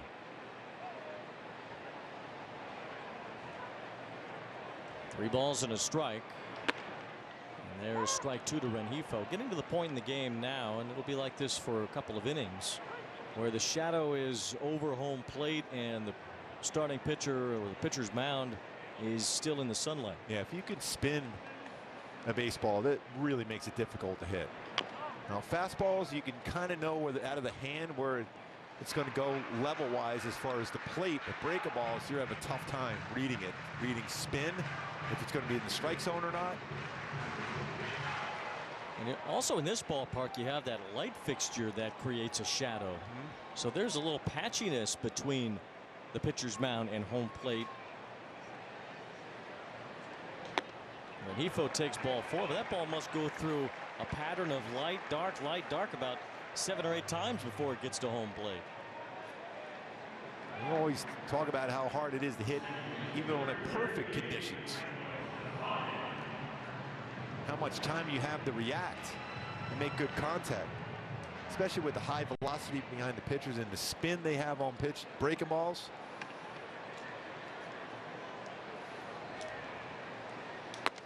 Oh, 1 to Michael Stefanik. Yankees have their bullpen up. It's Ian Hamilton. Stefanik got this series started on the right note for the Angels with a walk-off hit on Monday night, following Shohei's game-tying homer in that game. Gwen Stefani was here, so how about Stefani and Stefanik? That's quite a few albums and records and anything you want to call it sold. Stefanik had that long on-base streak in the minor leagues, 62 straight games that overlapped quite a bit into this year. And he hasn't sold as many records as Gwen Stefani has, but you got to do what you got. Yeah.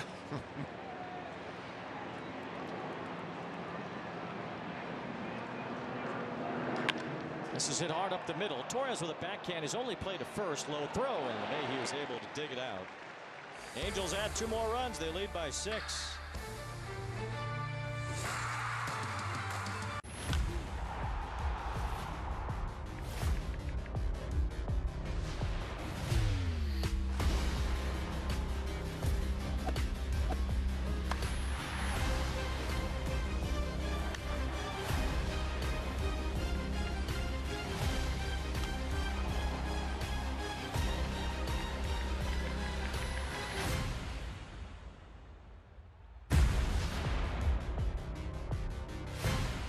This is Mookie Betts. This is Christopher Russo. And this is the High Heat Hot Seat. Mookie Betts plays hard, so he doesn't end up here. High Heat with Christopher Russo, helping players play harder on MLB Network.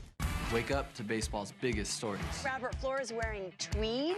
Wake up to big-name guests. Very special guests hanging out on the crushed red velvet. This show is tough to get ready for. And wake up to a whole lot of fun. Wearing a robe holding a wooden phone. MLB Central. It is absolutely hilarious. The show baseball fans and baseball players wake up to. Show's starting to pick up. I love the energy. I love the unexpected performances. Weekday mornings on MLB Network. We'll have a little fun and we'll laugh.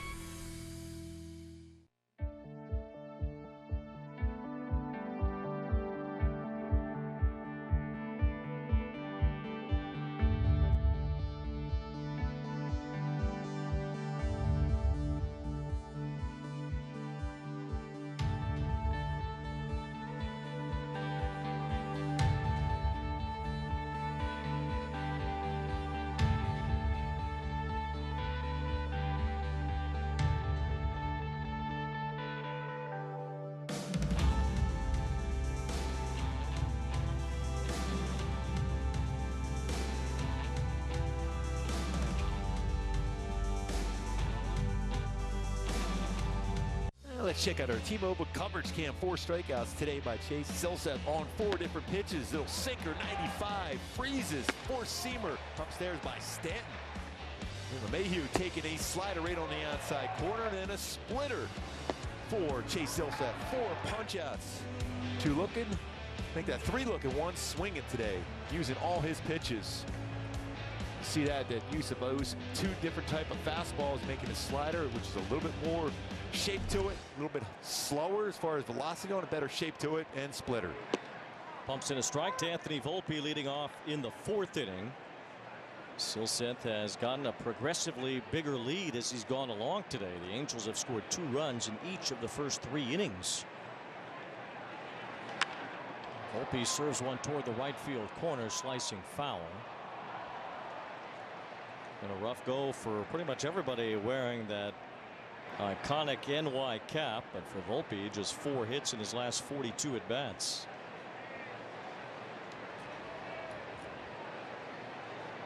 He's completely in the shadows now, and you got Silseth in the sunshine.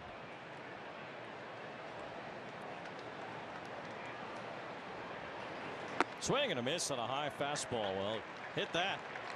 Anthony Volpe cut down as Silseth gets his 5th strikeout. That was an effective pitch for Griffin Canning in game 1. That fastball 4-seamer upstairs. It's very difficult for a hitter. You can see it out of the sunshine, the baseball, then all of a sudden back in the sunshine, shadow, sunshine, shadow. I think that might have to be a song. Yeah. As long as you singing it, not me.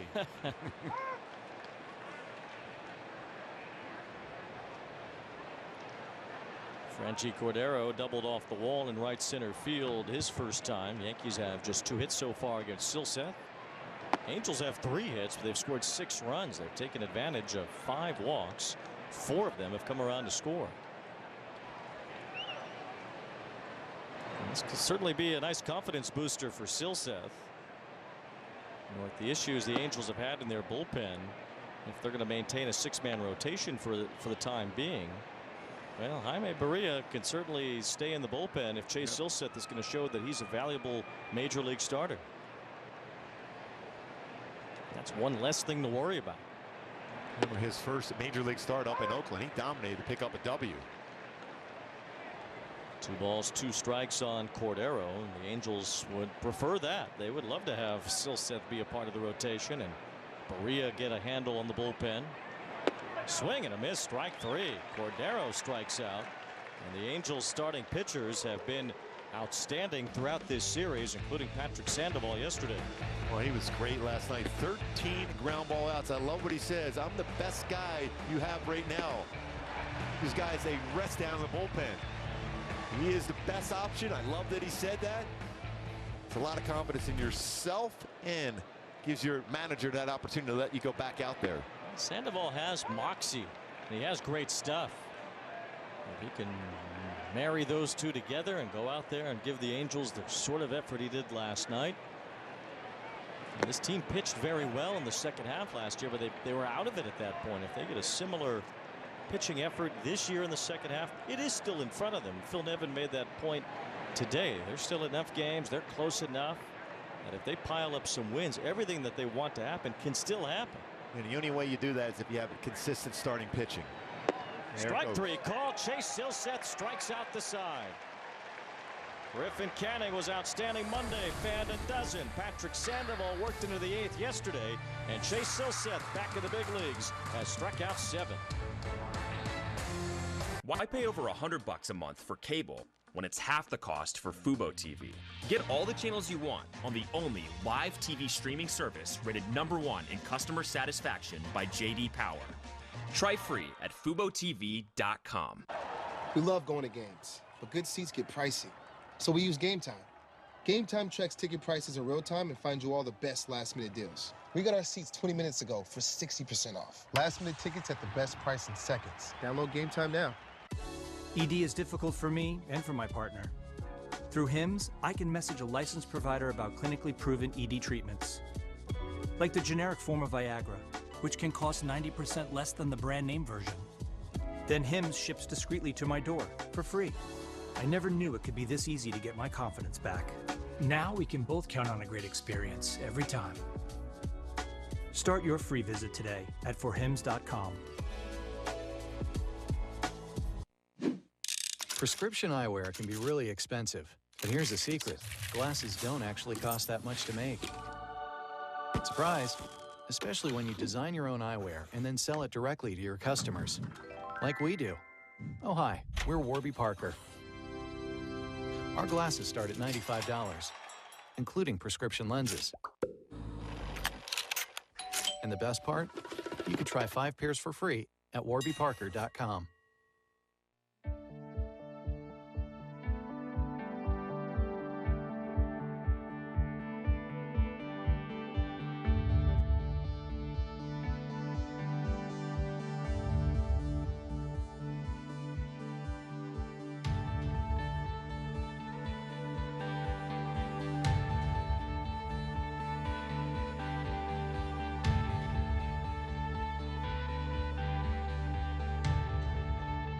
Make your way to the Big A next Friday. That's this Friday, July 21st for Throwback Weekend as the Angels take on the Pirates at 6:30.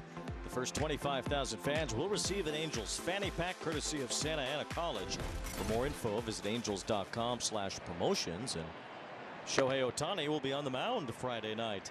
And the Angels take on the Pittsburgh Pirates. Good to walk around Detroit and Toronto and Atlanta with that fanny pack, don't you think? Yeah. Well, be careful. You don't want to lose that thing. Oh, it's a lot of traveling for the fanny pack. Yes. Especially when you got to bring your passport, so it's a perfect spot for it. Yeah, he'll be in Detroit. That's tough.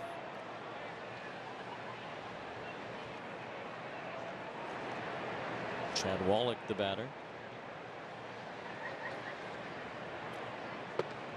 2 balls and 1 strike. Across international borders with that fanny pack going to Toronto next weekend. Back part of the road trip won't be an easy one. And the Angels will have some opportunities before that against the Pirates and the Tigers to fatten up even more before they go to Toronto and Atlanta. Works out better. Remember last year we went from Detroit to Tampa to Toronto. Well, that doesn't make any sense. No. A little bit better going Detroit, Toronto down to Atlanta this time around. Like an hour flight from Detroit to Toronto. That's nothing. Chad Wallach hits one toward left center field. Harrison Bader, a good outfielder, ranges over to make the catch.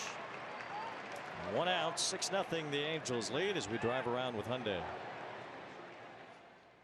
It's your journey. Own every mile in the Hyundai Tucson with America's best warranty.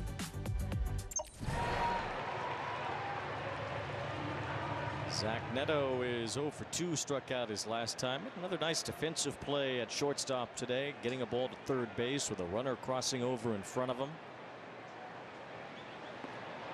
Just got hit by that bouncing pitch. Picked up his first hit by pitch yesterday in a while. Let's avoid that.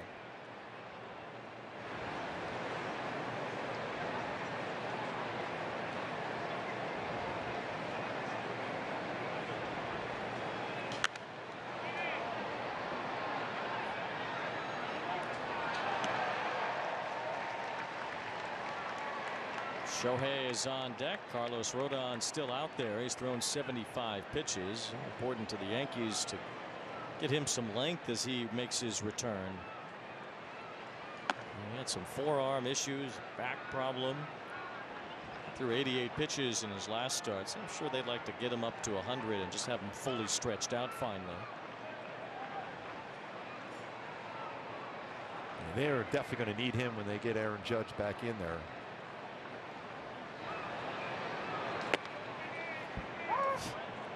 Two balls, 2 strikes on Neto. And Judge could be back soon. He took batting practice today. He's with the team on this road trip.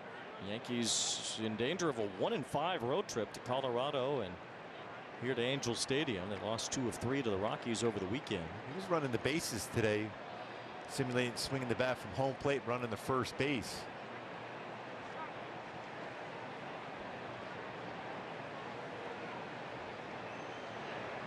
Neto rips one up the middle, a base hit. It's a pretty solid swing there.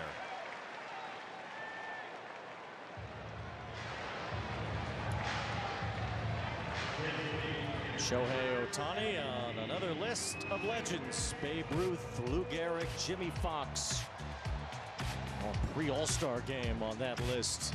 35-plus home runs and 7-plus triples before August 1st. Shohei in living color. Yes, by the way, great show. He's incredible.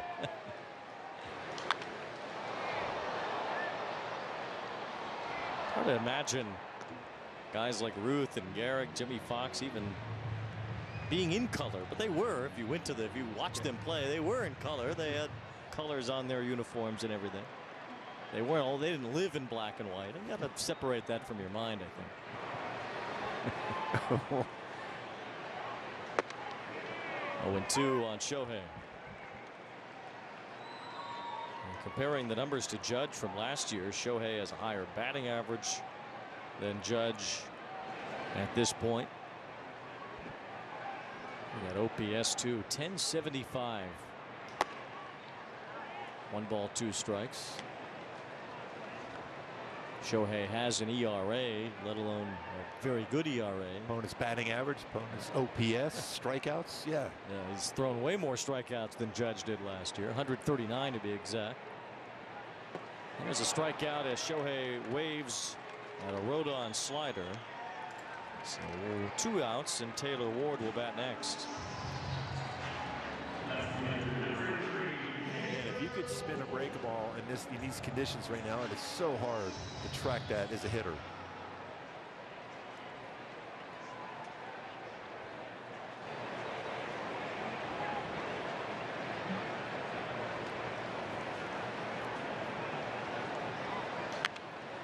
Taylor Ward with a home run earlier.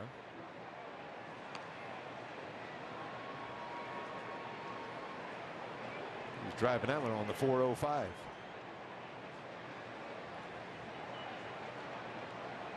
The Angels will get to stay home after this series. This long stretch of games and time in Southern California comes to an end soon. This has been a long stretch without having to get on an airplane for a baseball team. Long time, nearly a month.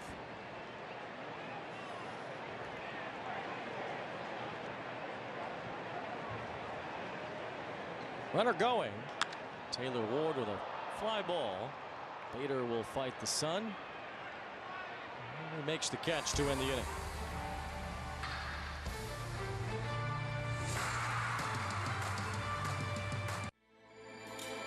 With everything you have on your plate, earning your degree online seems impossible. But at Grand Canyon University, we specialize in helping you fit a master's degree in education into your busy day.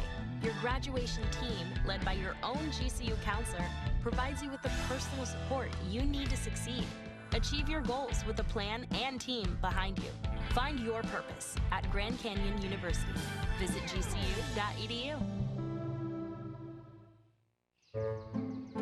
Welcome to the Aura Sleep Lab. You need a bit more deep sleep. Getting enough high-quality sleep increases immunity. Why? Because sleep helps fend off sickness. A good night's sleep boosts your number of infection-fighting antibodies and cells. And with your Aura Ring, you can learn how to sleep deep and keep your immunity up. It's like having a sleep lab on your finger. Go to sleep with auraring.com. ED is difficult for me and for my partner. Through HIMS, I can message a licensed provider about clinically proven ED treatments. Like the generic form of Viagra, which can cost 90% less than the brand name version. Then HIMS ships discreetly to my door for free. I never knew it could be this easy to get my confidence back. Now we can both count on a great experience every time. Start your free visit today at forhims.com.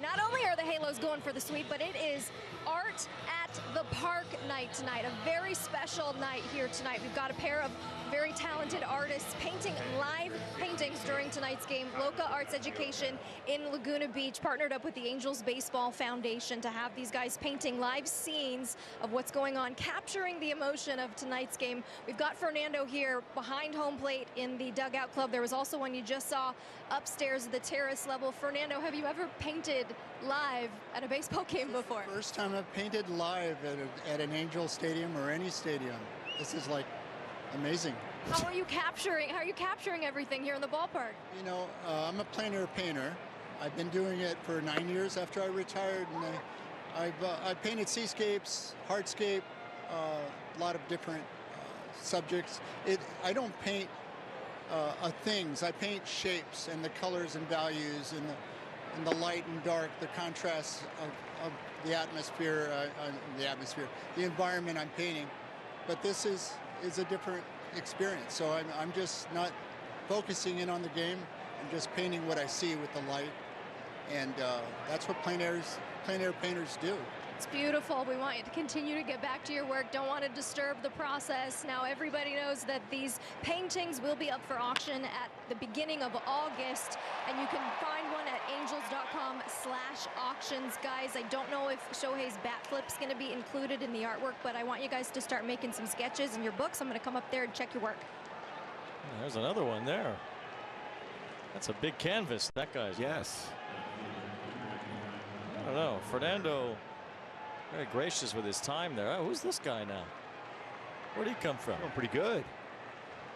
He painted his shirt, looks like. Oh, he's really going to town on that thing. Yes. Well, nobody ever stuck a microphone in Bob Ross's face when he was doing his show. Well, I guess they did. I think so.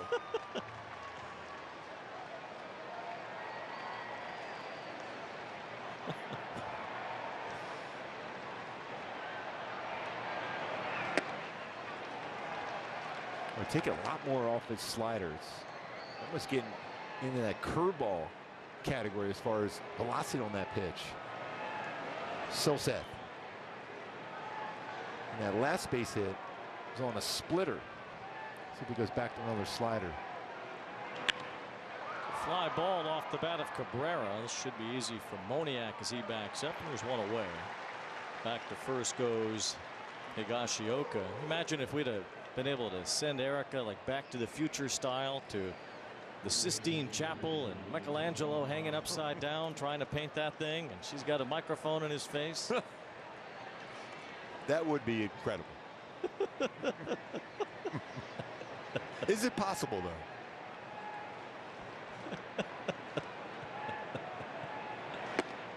By the way, the average velocity on the slider here for Silseth, as we try to turn the corner on the painting, is 81 miles per hour. Coming in the game was a little over 84 miles per hour. So much better with this slider. Well, you shouldn't turn the corner until it dries. No. It's 6-0. What do you want us to do? I've had some painters in my house now for the last 17 days. So yeah. Well, you're fully versed then. Yes. Bring Fernando with you. Yeah, I might need to. Swing and a miss. That is the 8th strikeout for Silseth. Already a career high has been set for Silseth in this game. He strikes out Peraza. And that's another slider. That's 80-mile-an-hour slider. From the sunshine to the shadows. And a chase out of the zone. No pun intended. Chase Silseth has been outstanding here today. He's really followed the path set by Griffin Canning on Monday and Sandoval yesterday. These 3 starting pitchers have combined to do great work. Silseth with a career high 8 strikeouts, got to 6 a couple of times last year.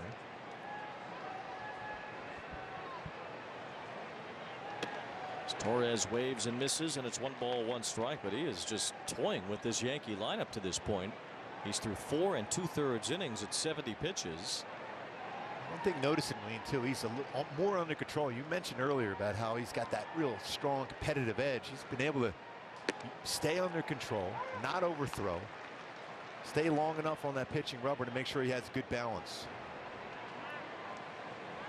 He's made it look easy so far today.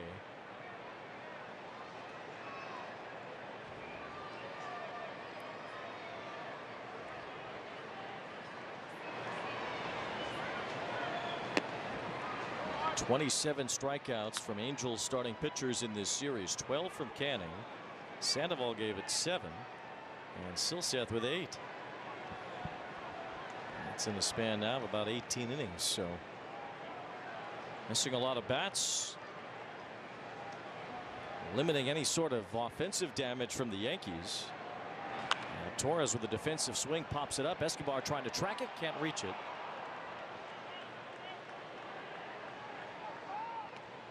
Straight off the bat, end of the bat, out of the strike zone. Escobar has played every infield position in his career. He's probably the least comfortable, though, at first base, but he has some experience there. He's working out earlier today at first base. And not a whole lot of starts in his career at first. It's 14. Torres with a chopper to the left side. Neto with a backhand. Fires to second for the force out. And that ends the inning. Chase Silseth, well, he's doing his own version of painting here today. He struck out 8, a career high in his 5 scoreless innings. Taking the paintbrush bout to wipe away Yankee batters. Since 1939, the National Baseball Hall of Fame has honored those who made a lasting impact on the game. This year, the illustrious careers of Scott Rowland and Fred McGriff are celebrated as they take their place among baseball's immortals and are enshrined with baseball's highest honor, the 2023 Hall of Fame induction ceremony. Live coverage begins Sunday at noon Eastern on MLB Network. Sunday, on the next episode of MLB's Carded, join Greg Amsinger for a look at all things cardboard, from vintage to modern. We've got it covered. MLB's Carded, Sunday at 7:30 a.m. Eastern on MLB Network.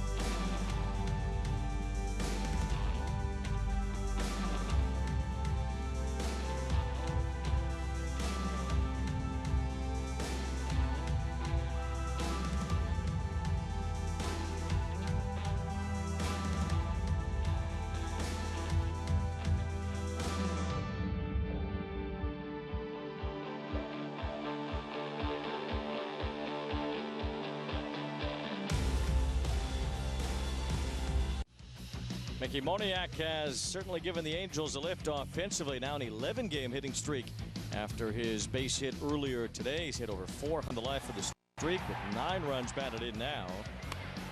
As Mickey has been so fine. Brought to you by Defender. He has been fine. Using the entire field.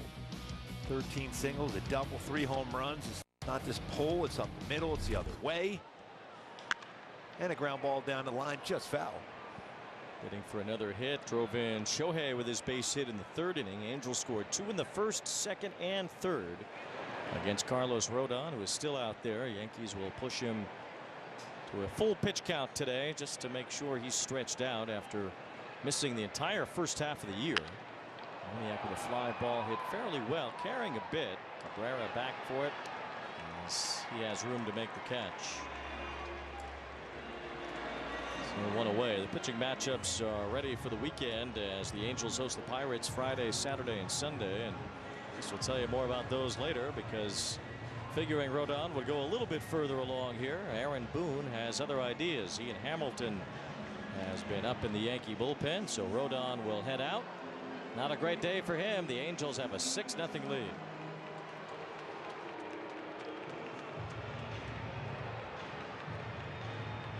keep up with every team on MLB Network wherever you go. Just download the MLB app, click MLB Network, and sign in with your TV provider info.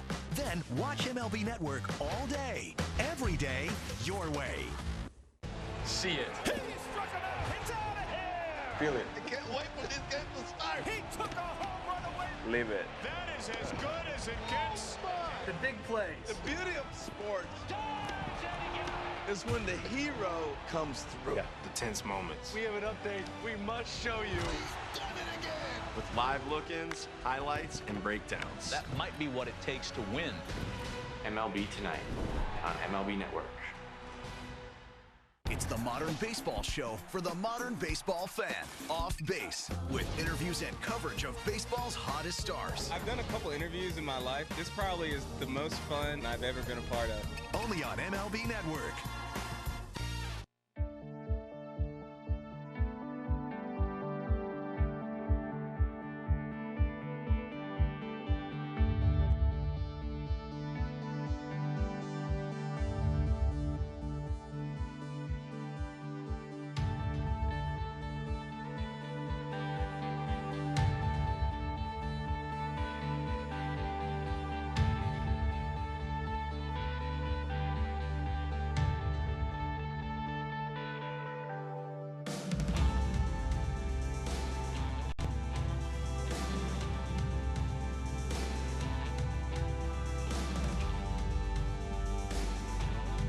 Hyundai, it's your journey on every mile in a brand new Hyundai.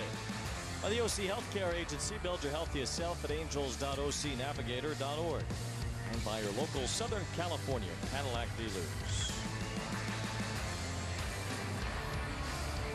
Angels hoping to shake hands after this one as well, as they are looking for a sweep of the Yankees.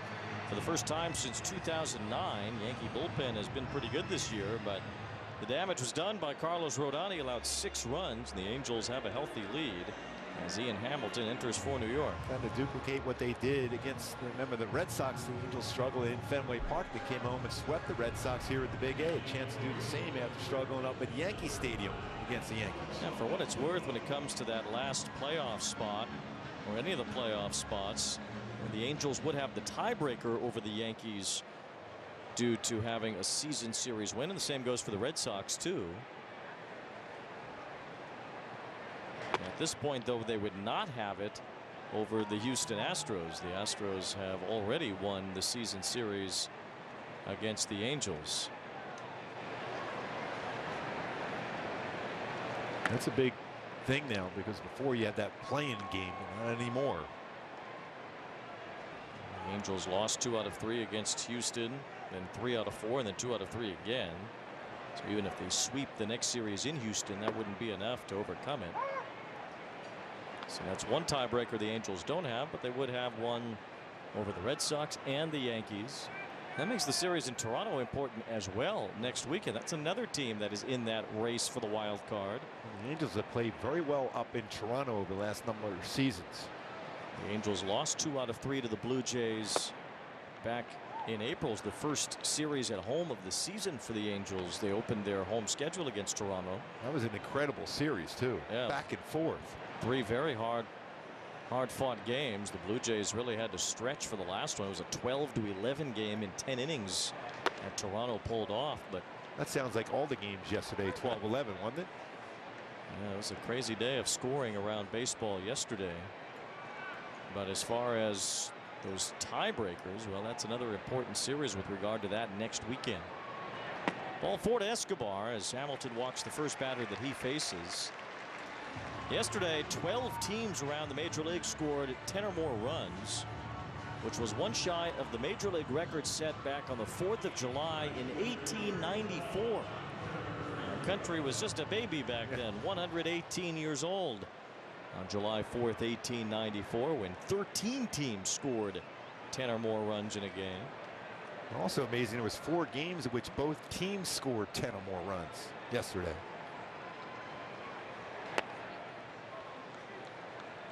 The offensive explosion around baseball yesterday. The Texas Rangers swept the Rays, so they have been hot coming out of the break. Tampa Bay has fallen out of first place in the American League East. The Orioles have taken over first place in that division.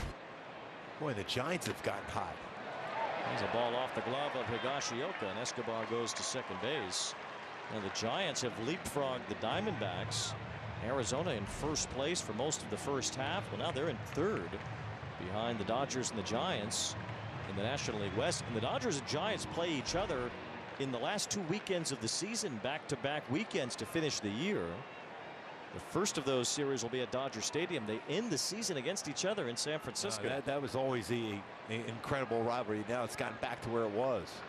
Higashioka looked like he lost that one. And we talk a lot about the hitters having a tough time. He tried to frame that pitch, was off the webbing of the catcher's mitt and got away from him. Be a pass ball.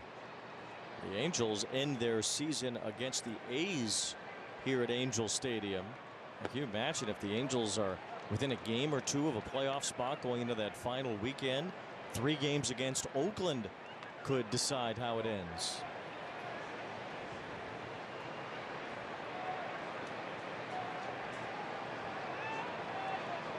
Three balls and a strike on Hunter Renfroe. Hamilton's already walked 1.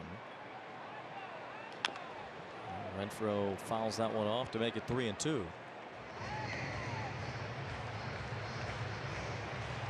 And the goal for, we showed this the other day when he was out doing some early work as he fouled that off the foot, is think middle of the field, right center field. That'll allow you to be quick enough on something inside too for Renfroe, but middle other way.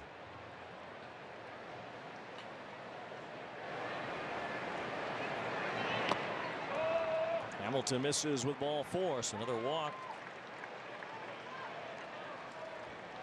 2 in a row from Hamilton since he entered. Now our Arco top tier play takes us back to Rengifo's homer off Rodón. That's how strong Rengifo is. Only 418 feet.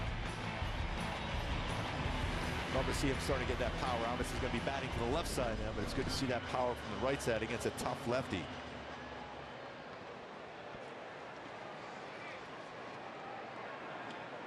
Batting left-handed here. Now the shadows have sort of flipped. Pitchers in the shadow and the hitters in the sunlight at the moment. Rengifo's late on the fastball. Angels have built a nice lead, trying to sweep this series. 14 years since they have swept the Yankees in a series. 2009, although the Yankees had the last laugh. The last time they were able to win a World Series that year.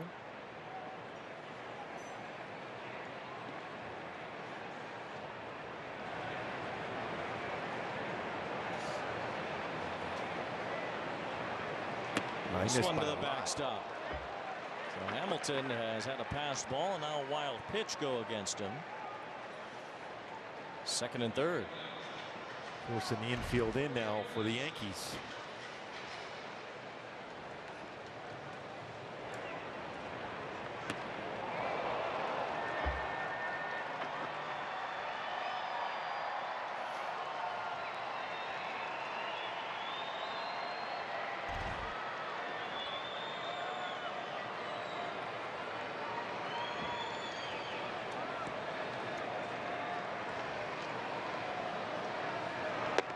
Swing and a miss by Rengifo. Good crowd is filled in here today despite the unusual start time.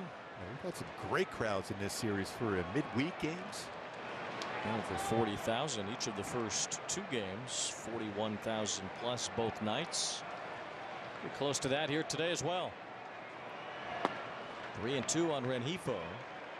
Angels have another weekend series coming up. Throwback weekend against the Pirates. That'll be the last home series in the month of July. And there could be some real important games here in August and September. Rengifo punches out.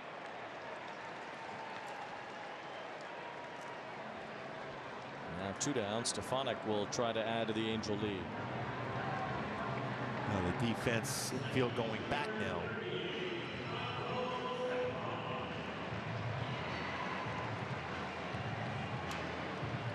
Blake, the pitching coach for the Yankees, feeling lonely, wants to come out and talk to he and Hamilton.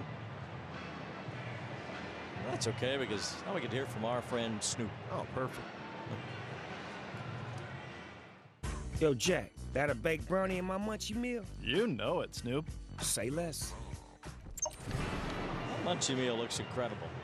It's got in there. It's a sandwich in there, a taco, curly fries. Curly fries. And brownie, of course. Brownie. Snoop's favorite. May have stopped there last night, but this is a rumor. Well, hopefully you got a different brownie than Snoop. He likes his own brownies.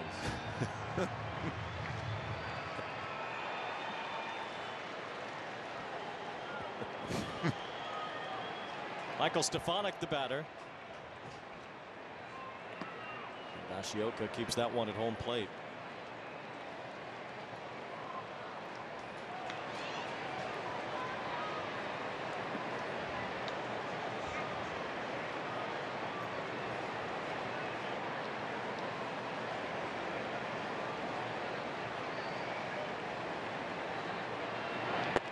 Two balls, no strikes. Hamilton has thrown now 20 pitches and 13 have been out of the strike zone.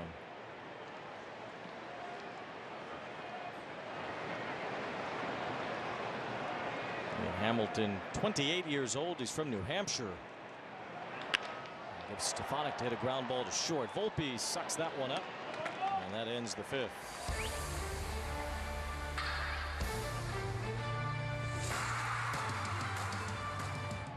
Hey kids, join MLB Network and your favorite players for a show made just for you. Play ball. It's all the big moments, bat flips, and amazing plays from an exciting week of baseball and tips to up your game on MLB Network. Imagine an entire channel dedicated to taking you to the most exciting moments in baseball as they happen. And it's gone! With live look-ins to clutch at bats. A walk-off slam! And players on the edge of making history. This could be it! 62! It's the best seat in the house at every ballpark. All commercial-free. Can you believe it? MLB Network Strike Zone. Wednesdays and Fridays, all season long.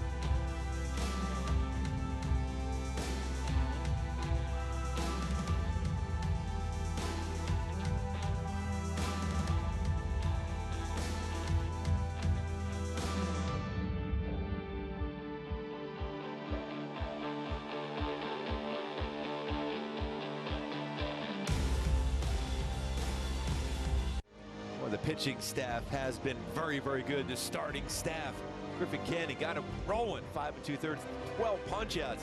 Patrick Sandoval dominant 7 1/3, just 2 hits allowed, 7 punchouts, 13 ground ball outs. And Chase Silseth today, 5 innings of shutout baseball with 8 punchouts and 3 hits allowed. First pitch in the 6th inning goes to the backstop. Giancarlo Stanton leads off. Yankee batters have struck out 34 times. 27 of those have come from the starting staff, including the 8 from Silseth today. And the amazing thing, a lot of those are in zone. Did get some chase, especially on a tough afternoon when you're dealing with shadows, but a lot of the strikeouts in zone, whether looking or swinging.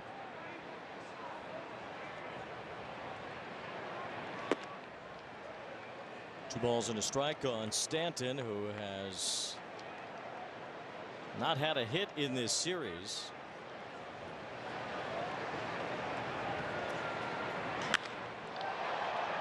It's a high fly ball to right center field here, and that ball is off the top of the fence, and I believe it is gone. A home run for Stanton to the opposite field. Always that power threat. 12 homers now for Stanton. That's number 390 in his major league career. And stayed on that fastball and went the other way.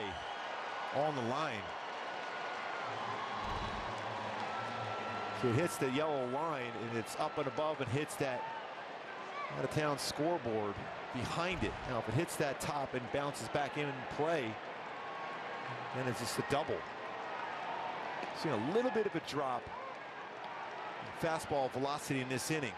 That's why you see the bullpen up now. It's Jose Soriano getting loose in the Angels bullpen. Silseth getting through 5 without allowing a run. And Giancarlo Stanton putting the Yankees on the board with an opposite field shot. Seeing a lot of those baseballs go out in that direction in Yankee Stadium. Baseball has been carrying extremely well here at the Big A, especially that part of the field. LeMahieu strikes out. That is the 9th strikeout for Chase Silseth. Nice bounce back there by Chase Silseth on it. After the home run ball the other way, clear the mind and go out there and get that punch out. A good slider, not overthrown. He's thrown anywhere between 79 and 82. Stanton had been 0 for 15 until that home run. Silseth delivers ball 1 to Volpe. 12 strikeouts for Canning on Monday, 7 for Sandoval yesterday. He was getting a lot of ground ball outs. Now 9 strikeouts for Silseth today. 1 ball, 1 strike on Volpe.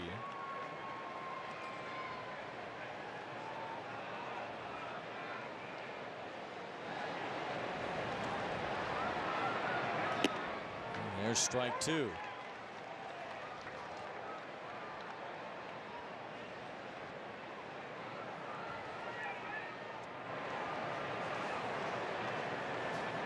If he goes back to his slider here now. Swing and a miss. Strikeout number 10. Chase Silseth has reached double-digit strikeouts in a game for the first time in his major league career. What a slider there after a fastball. Late break to it. I love the fact the shape on these sliders he's throwing right now. Not overthrowing them anymore. It's very, very good. Chase Silseth follows the line of the others. Griffin Canning, Patrick Sandoval, and now Silseth with dominant performances this week against the Yankees.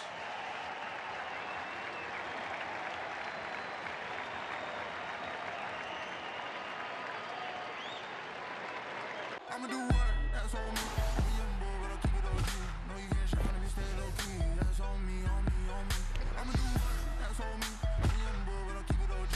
No, you can't shine if you stay low key. That's on me, on me, on me. Don't want that stuff, but that's on me. Built the house, I got the keys. They say you can't shine if you stay low key. That's on me, on me. Watch games and coverage all day, every day, your way on MLB Network. I'ma do what? That's on me. Young boy, but I keep it OG. No, you can't shine if you stay low key. That's on me. Watch games and coverage all day, every day, your way on MLB Network. Keep up with every team on MLB Network wherever you go. Just download the MLB app, click MLB Network, and sign in with your TV provider info. Then watch MLB Network all day, every day, your way. Enrique Quique Hernández. Hey, what's up, bro? Hey, papá. Dímelo, mi hermano. Mira, te prometí que íbamos a cocinar. Como tú eres de Boston, yo soy de la de Nueva York, vamos a hacer una competencia. Yo soy bastante competitivo. No hay nada como la comida latina. Nada. Don't take presentation to evaluation, okay? Just flavor. Una cosa que es bien importante para mí es siempre disfrutar ese juego. Salud, mi hermano. A la vida más fina.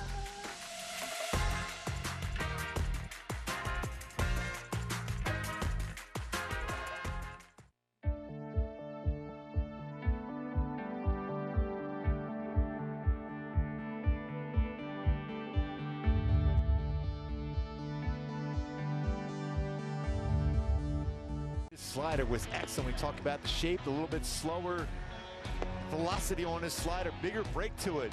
5 straight strikeouts of his 10 on his slider. Stayed on top of it, didn't overthrow, better break, better tilt, and depth on that pitch throughout. What an outstanding performance, and he gets a high 5 from Shohei Ohtani. Career high 10 punch-outs in 5 2/3. His 2 walks, 4 hits allowed. What a great performance by Chase Silseth today.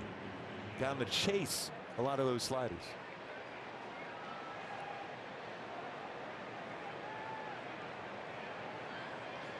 Now Jose Soriano with a 5-run lead enters the game. Frenchie Cordero is the batter. Cordero doubled off the wall in right center field in the second.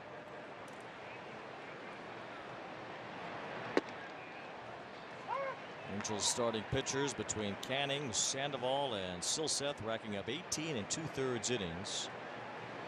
And between them striking out 29, allowing 4 runs. And regardless if the Yankees are not swinging the bat well, that's still impressive what they've done in this series. Now after 3 straight starts like that, he handed the ball to Shohei on Friday night against a Pirates team that doesn't have a great offense. Pittsburgh has brought up some prospects here over the last few days, and really all season they've been bringing up a lot of prospects. Cordero floats one to right center and has a base hit. Renfroe never really saw that off the bat. Wouldn't have mattered anyway. As Cordero has his second hit, and he's on with 2 outs. For Angels starters, a 1.93 ERA in this series, and that group had really struggled over the past couple of weeks entering this series. And there will be a big reason if the Angels contend in the second half as to why they do. Bader gets hit hard by a 95-mile-an-hour fastball right on the upper part of his back.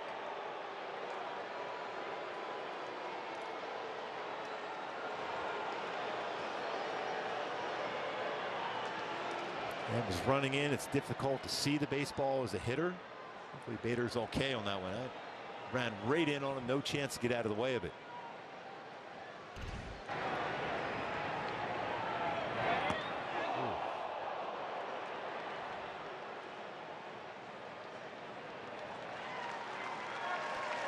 Bader takes his base, and back-to-back base runners against Soriano since he entered. Silseth coming out after getting back-to-back strikeouts following the Stanton home run. Silseth threw 85 pitches in his 5 2/3 innings. So here's Higashioka from Huntington Beach. He had a base hit his last time up. There's some power in there. Can't sleep on that with Higashioka at the plate. Angels trying to work through this inning, keeping their lead fairly comfortable.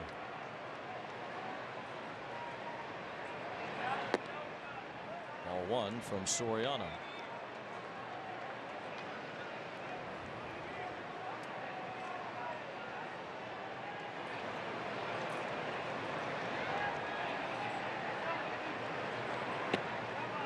That curveball lands, and it's 1 ball, 1 strike. If you get the 2 strikes, especially how difficult it is for a hitter of the track, you break a ball. That's what you got to go with 2 strikes if you get to that point.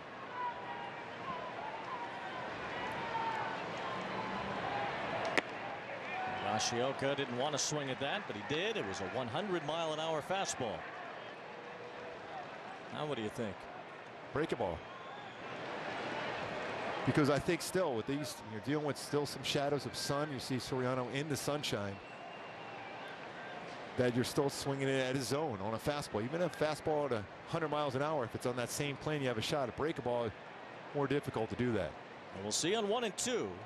It's the fastball and fouled off. So Higashioka got a better swing that time. And again, you're swinging at a spot. Doesn't matter how hard it is.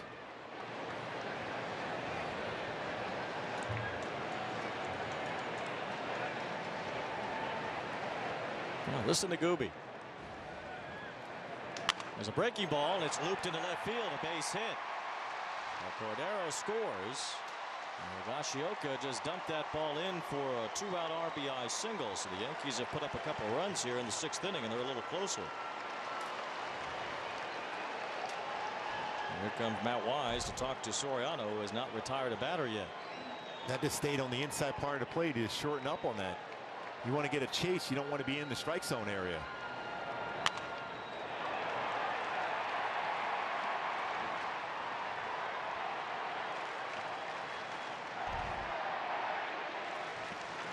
The Yankees down throughout this series and throughout this game. trying to bounce back here in the later innings. Not quite even to the later innings just yet. Soriano trying to work through the top of the 6th with now a 4-run lead. It was 6-0 until the Stanton homer. Then Silseth had back-to-back strikeouts. He came out of the game there. And Soriano has not gotten an out yet. Here's Cabrera. And then the top of the order coming up after that. So it's a huge out here for Soriano and the Angels. Cabrera's 0 for 2 today. He takes ball 1. It's Peraza on deck.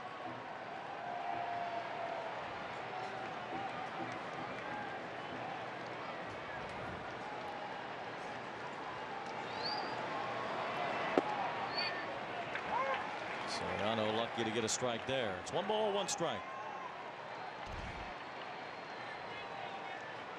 That was a Chad Wallach special to be able to get that one called. Swing and a miss. It's a good sinker from Soriano.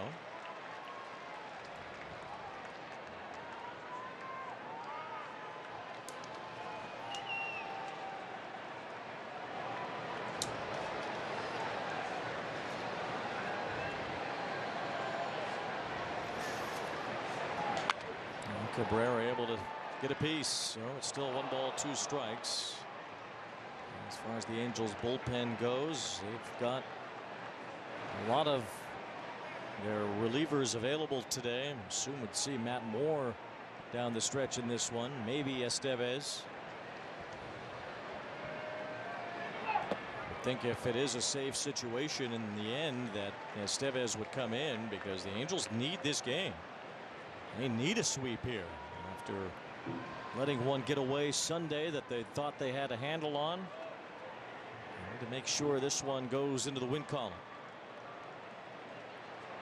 And that's not close from Soriano. Nobody's up right now, and Soriano needs to figure this out fast. Tying run is in the on deck circle.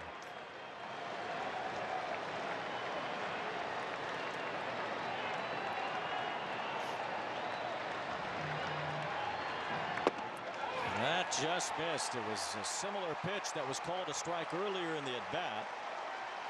Instead, this time it's ball 4 and the bases are loaded. 4 straight have reached with 2 outs. And that's off the plate.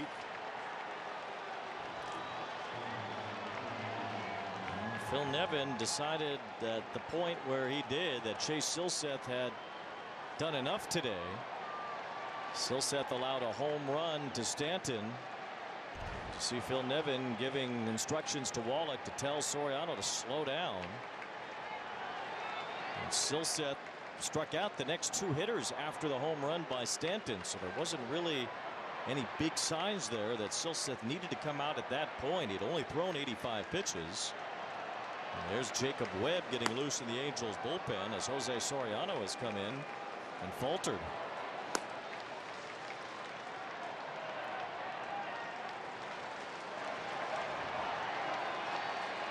Oswald Peraza is 0 for 2, a couple of strikeouts and a walk. And there's a strike from Soriano. A base hit here, and now it's a game again. An important batter for Soriano to retire with the bases loaded here in the 6th inning. A weak swing at that breaking ball, and Soriano gets ahead 0-2. And Peraza has done that quite a bit in the series, but when he gets to that 2 strikes, he shortens up. He doesn't chase a ton.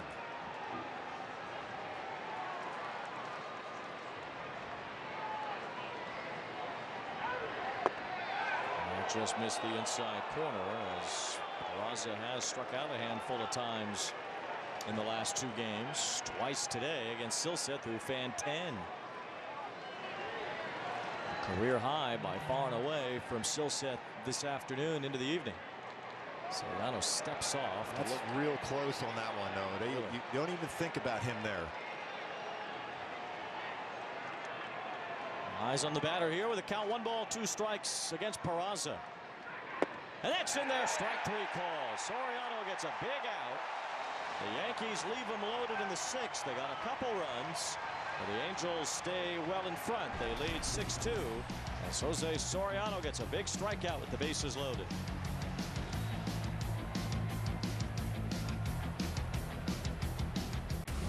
You want highlights? Quick Pitch has you covered. Things are heating up. Packing all today's biggest plays into one lightning-fast hour. Oh, my goodness! What a play! Every game. Every night. Swing and a miss! Every highlight that makes the headlines. Are you kidding me? We live today, preview tomorrow. The quickest way to catch up on all the action? We've got you covered. On Quick Pitch. Late nights and early mornings, only on MLB Network. Batting averages are up this year. There's less downtime than ever before. Goes into his windup, first pitch. And this ball's hit a long high drive. Got the wall. See ya. That ball's out of here. That is long gone. Out of here. Live black ad-free audio from every major league club. Video of minor league games. Plus highlights and look-ins on MLB Big Inning. The all-new At Bat is only $3.99 per month. Subscribe within the MLB app today.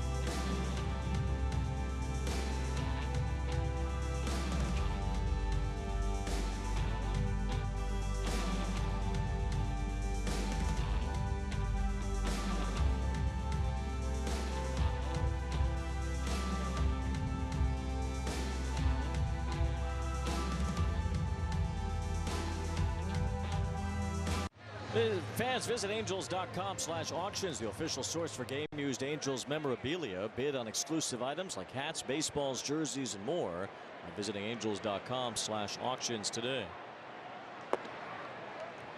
Yankees have inserted Isaiah Kiner-Falefa into this game. He has taken over in center field for Bader, who got hit by a pitch.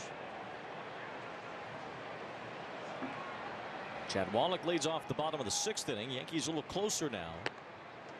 Count 1 ball, 1 strike.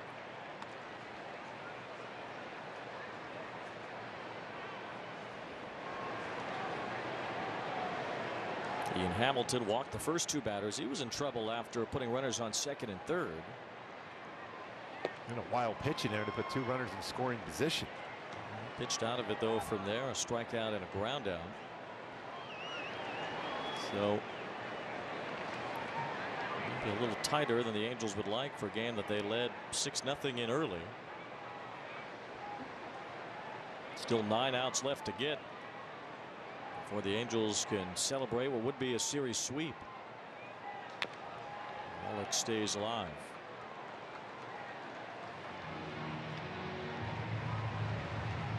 Set it off, and the Angels respond back from the opponent scoring runs quite a bit. Maybe one of those times, if you can respond right back, that could really put some pressure on the Yankees, even though they feel they're back in the game now. 2 runs in the top of the 6th.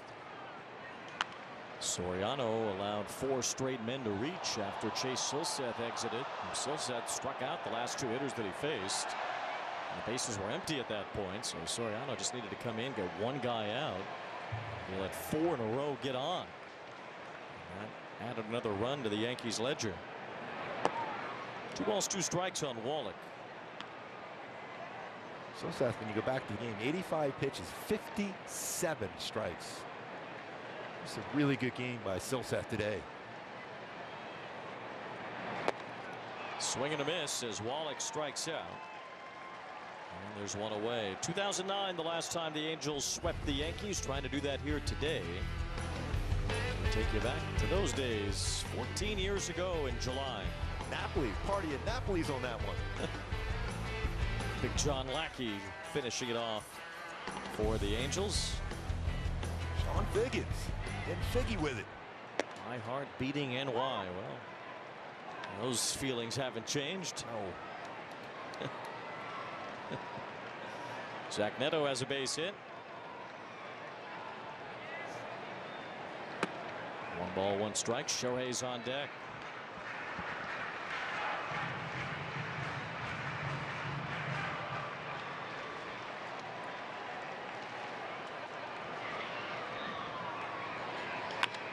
Bouncing ball to the left side, handled by Volpe, trying to throw on Neto, but this throws off the mark, and it gets away from LeMahieu. Neto takes second base. Anthony Volpe trying to one-up his fellow rookie shortstop.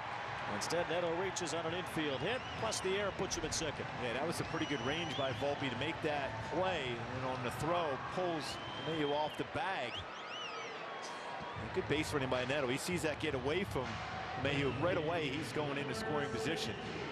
And with Shohei up with an open base, I think once again, Yankees will be pitching to Shohei Ohtani. Or maybe not. Neto should have stayed at first. Third time Shohei has walked today. Well, Aaron Boone got to see it in the front row last year with Aaron Judge hitting 62 home runs. So he didn't enjoy the intentional walks that came Judge's way. Paying it forward this year, I guess. Judge was intentionally walked 19 times last year. Shohei this 8th time this year. It's all about pace. He's on pace for 14 or so, I guess. Here's Taylor Ward. A couple more base runners for the Angels in the bottom of the 6th against Ian Hamilton. Ward has homered and walked. He's also scored a couple of runs. Hamilton was added to the Yankee organization in the offseason. He had been around a few different places. Drafted by the White Sox initially.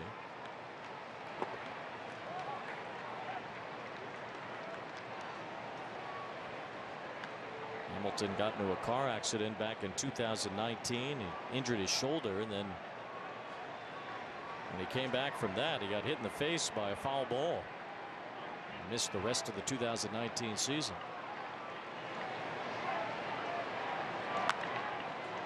Neto dancing around second base. He's saying that's part of the reason. That's his, where he gets the momentum to try to steal a base. Shohei would definitely follow if Neto takes off. A couple of good base stealers out there for the Angels trying to add to their lead.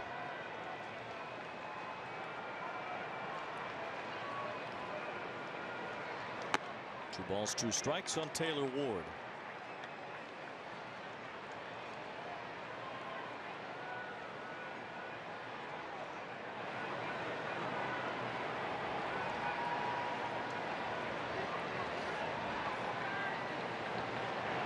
Now 3-2.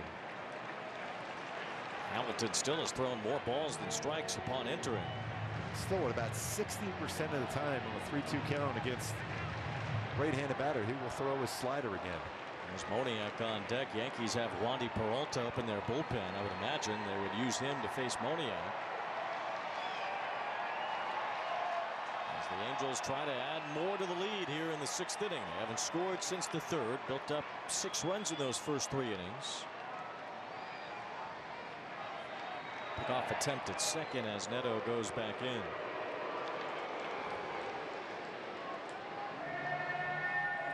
Three-two count, 1 out. Good speed on the bases. Trying to create a run. They might be moving here. Torres trying to hold Neto at second base. And Ward slaps one foul past third. Shohei has got a really big lead over at first, so he's just waiting to see if Neto would be going. Neto has 5 steals. Shohei leads the team with 11. Of course he does. He'd be happy to just trail Neto to get another here. It's 3-2. And that's called strike 3.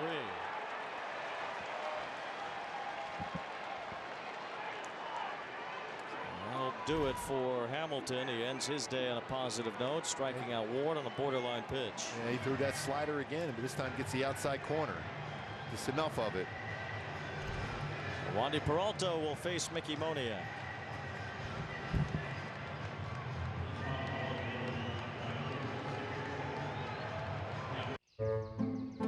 Welcome to the Aura Sleep Lab. you need a bit more deep sleep. Getting enough high-quality sleep increases immunity. Why? Because sleep helps fend off sickness. A good night's sleep boosts your number of infection-fighting antibodies and cells. And with your Oura Ring, you can learn how to sleep deep and keep your immunity up. It's like having a sleep lab on your finger. Go to sleep with auraring.com. Sure, you'll teach her how to drive a car. Then use Greenlight to power her independence with crash detection with 911 dispatch, family location sharing, and emergency SOS alerts. Invest in your best investment with Greenlight. With the Game Time app, I paid 60% less than this guy. What? And it's not just sports tickets. It's also concerts. Performances, too! Oh, come on! Download Game Time. Last-minute tickets, lowest price, guaranteed.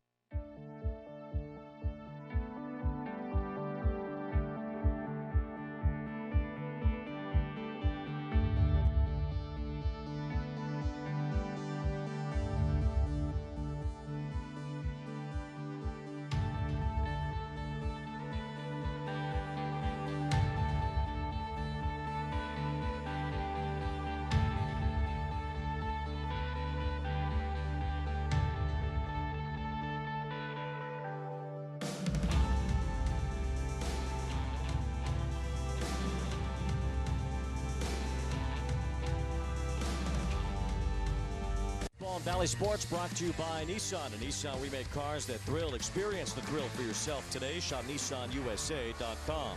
By Jack in the Box, introducing Snoop's Munchie Meal, available for a limited time only at Jack in the Box. And by Spectrum One, Internet, advanced Wi-Fi, and mobile for just $49.99 a month. Visit Spectrum.com.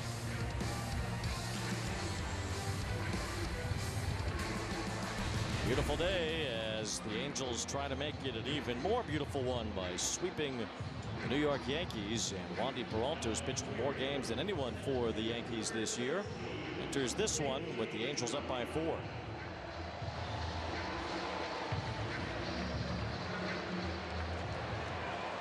Mickey Moniak bats with 2 on and 2 out against a lefty. Moniak had a base hit earlier against Rodón.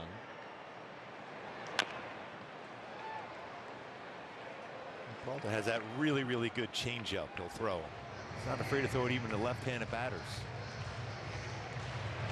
Also fastballs firm. 93-97 slider. Yankees. Right on cue, he does throw a first pitch fastball quite a bit, and he threw that first pitch fastball. Yankees bullpen has the lowest ERA in the major leagues. Moniak gets a one-hopper to first, so the Angels unable to add to their lead. It's 6-2 after 6.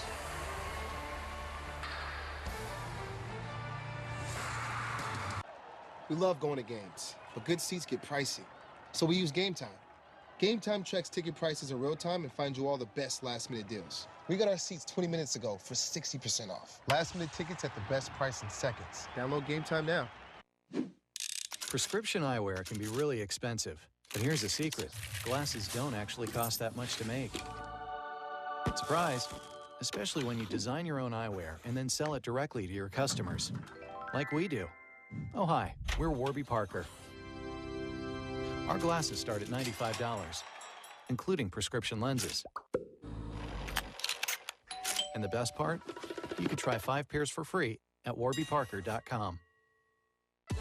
ED is difficult for me and for my partner. Through HIMS, I can message a licensed provider about clinically proven ED treatments. Like the generic form of Viagra, which can cost 90% less than the brand name version. Then HIMS ships discreetly to my door for free. I never knew it could be this easy to get my confidence back. Now we can both count on a great experience every time. Start your free visit today at forhims.com.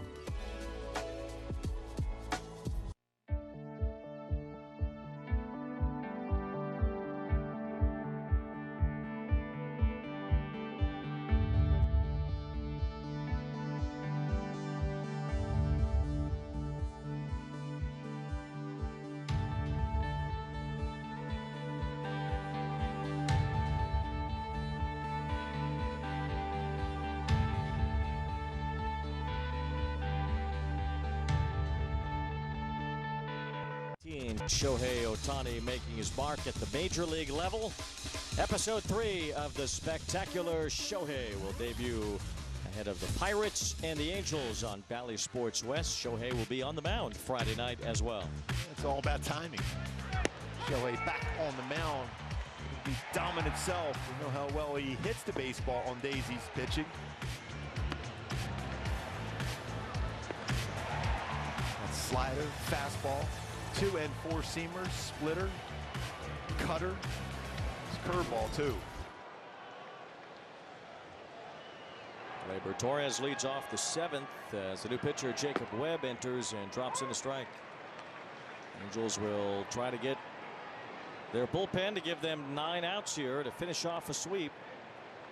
You can see how Phil Nevin has it envisioned in his mind. With Webb here in the 7th, Matt Moore behind him, and then Estevez if it is still a safe situation.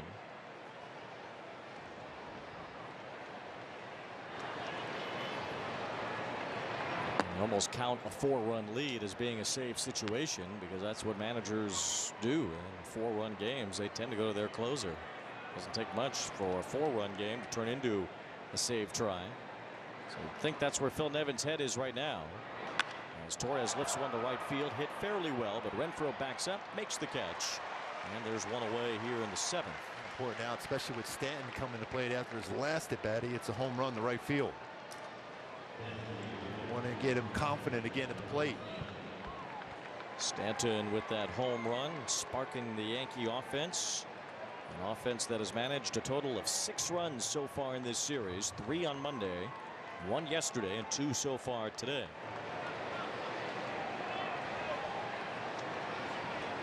Angels have done nothing but score throughout this homestand. 15-6, they've outscored the Yankees. They have put up 41 runs over these 6 games against Houston and New York.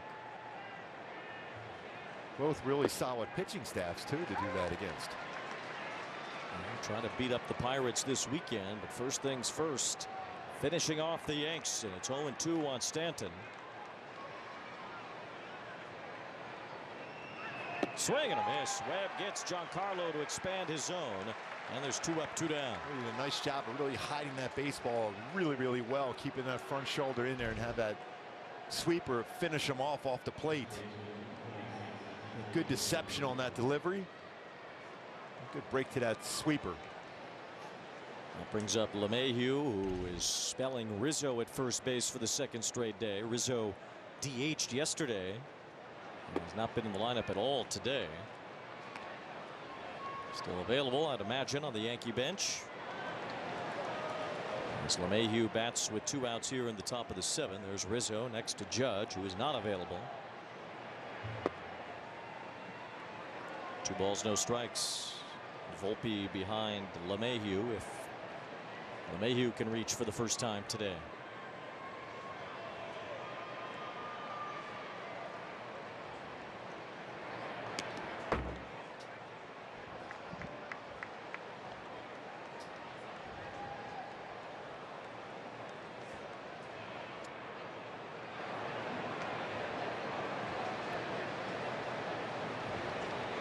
Got to battle back in this bat here now for Jacob Webb.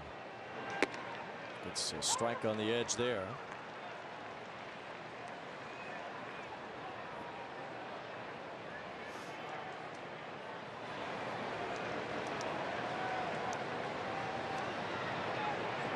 And another one in the same spot, a little bit more on the plate that time, and it's a full count on LeMahieu. So Webb has battled back. He's retired the first 2 in the inning.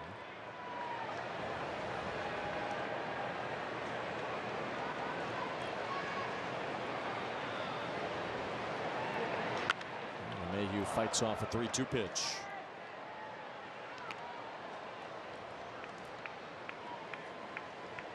Angels bullpen protecting the lead yesterday behind Sandoval. Jacob Webb got the last 2 outs in the 8th.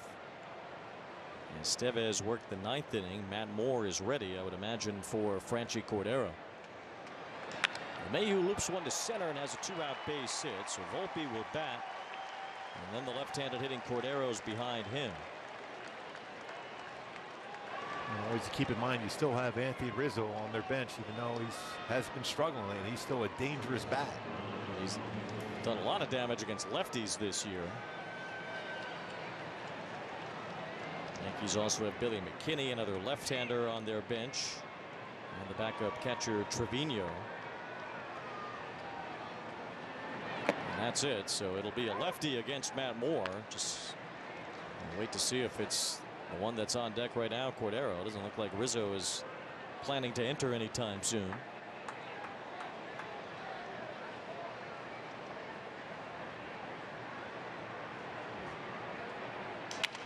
Opie loops it, Neto catches it, and that ends the top of the 7th. Time to stretch at Angel Stadium.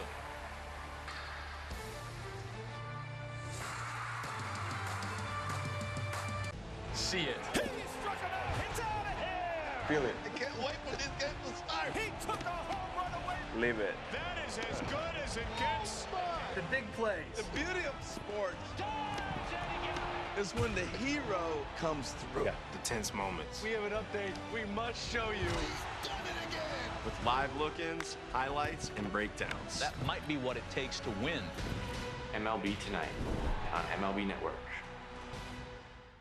Got something to say about the game? I want to hear that. Don't just talk about it. Get caught up so we can talk about it on the show. Intentional talk about it. I think this is when opportunity arises. Join the conversation with Intentional Talk on MLB Network. We're watching. We're watching. This is Bo Bichette. This is Christopher Russo. And this is the High Heat Hot Seat. Bo Bichette plays hard, so he doesn't end up here. High Heat with Christopher Russo, helping players play harder on MLB Network.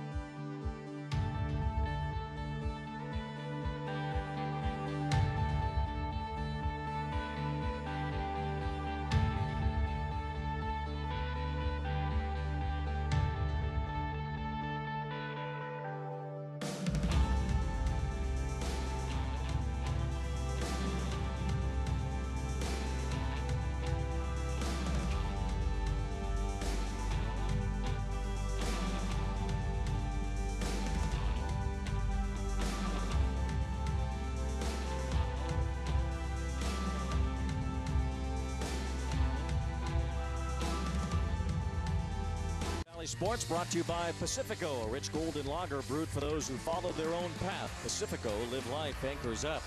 By Nissan. At Nissan, we make cars that thrill. Experience the thrill for yourself today. Shop NissanUSA.com.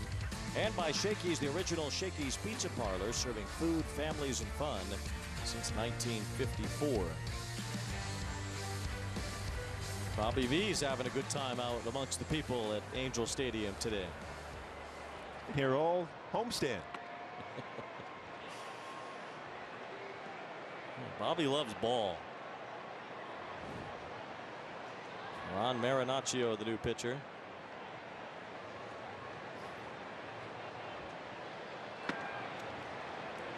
Throwback this weekend at Angel Stadium, so Bobby V can be amongst his people again. I'm sure he'll be here. Eduardo Escobar facing Ron Marinaccio. Bring back those vest jerseys that the Angels wore in 2009, the last time they swept the Yankees. I'm here. We're going to see some throwback uniforms. Rumor has it. Bouncing ball to Gleyber Torres.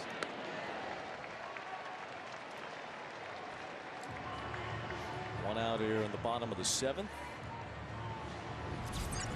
Last time the Angels swept the Yankees, they were wearing those, the Sunday vest uniforms. See it on Sunday, you never know. That is some look with the sleeveless jersey. Hunter Renfroe. I think Hunter Renfroe would play the part of Ted Kluszewski and just be without an undershirt underneath the vest. He could do that one. He could pull that off. That'd be a good look for Renfroe.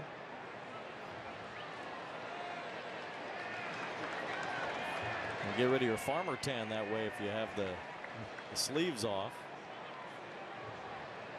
Just go vest and that's it. Well, pants too. Yeah, that might be good. That's a strong possibility. That's a must.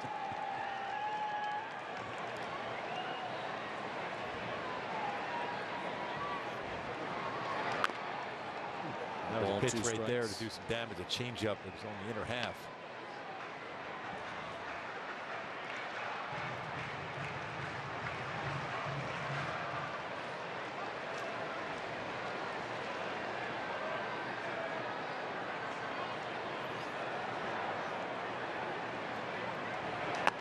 Two balls, two strikes.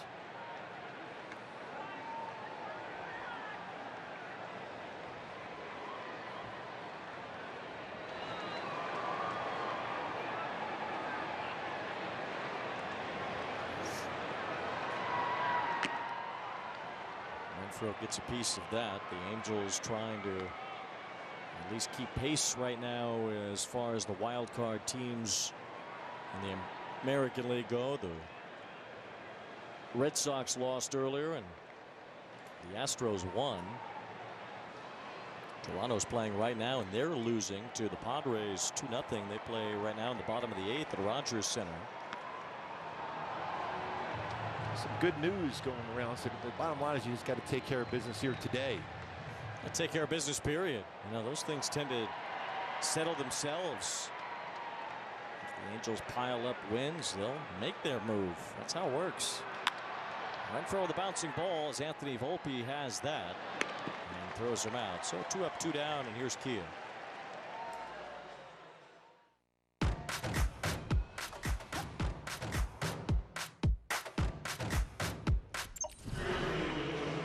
the Angels with a win today would be just a game behind the Yankees.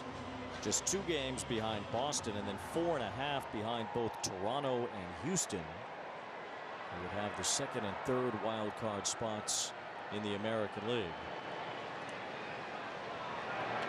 Keep winning games, you'll keep moving up. Yep. Simple as that. Keep getting solid starting pitching. You have a chance every night. Ending on a winning streak.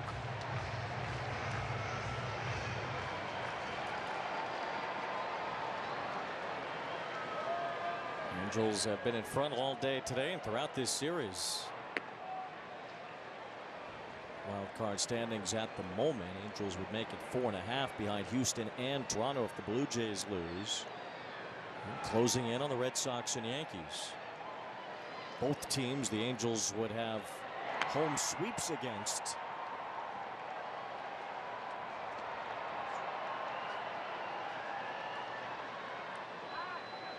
Two balls and a strike on Rengifo. Angels still need 6 outs though today. They'll have Matt Moore pitching in the top of the 8th, it would appear.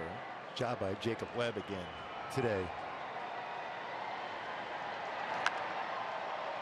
2 balls and 2 strikes on Rengifo. Has a big hit in this game. 2-run homer off of Rodón in the second rather. Was Taylor Ward in the first inning with a home run. Then Rengifo in the second. Angels led 6-0 after 3, and Chase Silseth was phenomenal. 10 strikeouts, a career high in 5 2/3 innings.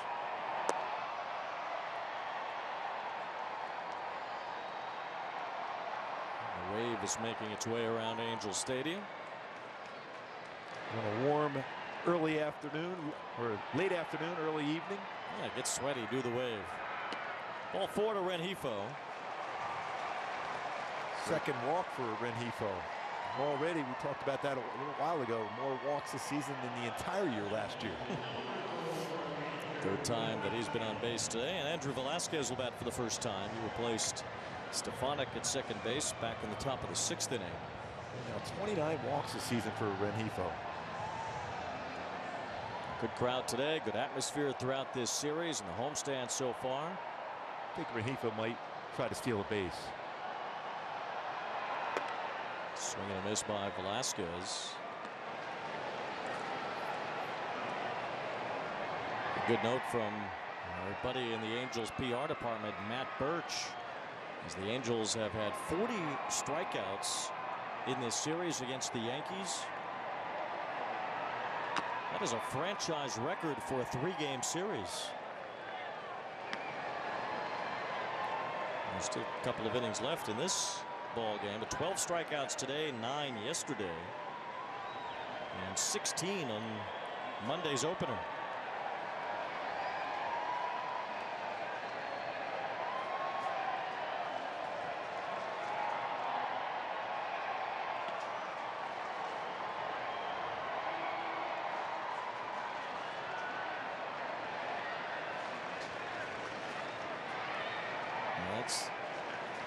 That's 37 strikeouts. I don't know what he's talking about. That's not 40. Well, maybe he'll get to. Maybe he's seen the future. Yes, he has. Still a couple innings left. 2 balls, 2 strikes on Velasquez.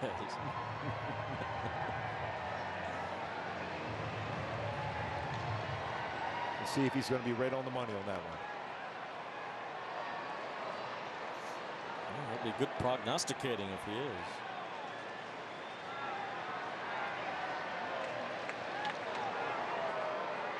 Get those 2 throws over there now.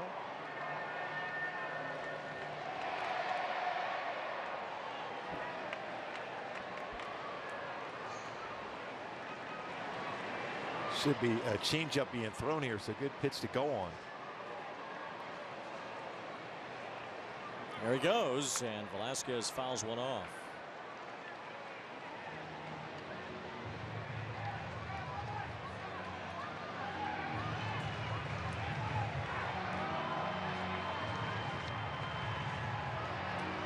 First time in the game where Renivo's homered and walked twice since 2019. Looking for, they did it 3 times.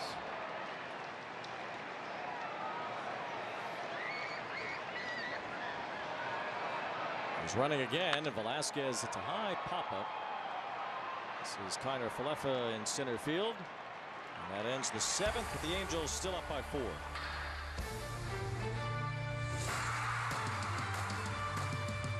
Sunday, on the next episode of MLB's Carded, join Greg Amsinger for a look at all things cardboard, from vintage to modern.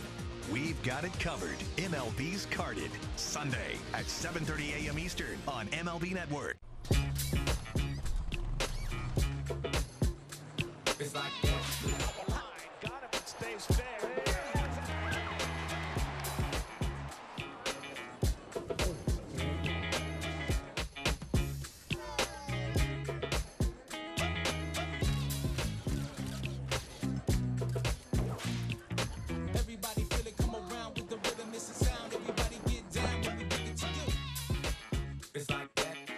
We got breaking news. Wall-to-wall breaking news. It's that time of year. The Dodgers get Machado. Where teams make their move. We are the epicenter of the trade deadline. To postseason glory. I love what San Diego's doing here. Juan Soto, first time in a Padres uniform. But this deadline waits for no one. They're the best offense. Who's going to get Ohtani? We're watching. It makes them a competitive lineup. You heard it here first. Oh my! The 2023 MLB Trade Deadline Special, August 1st on MLB Network.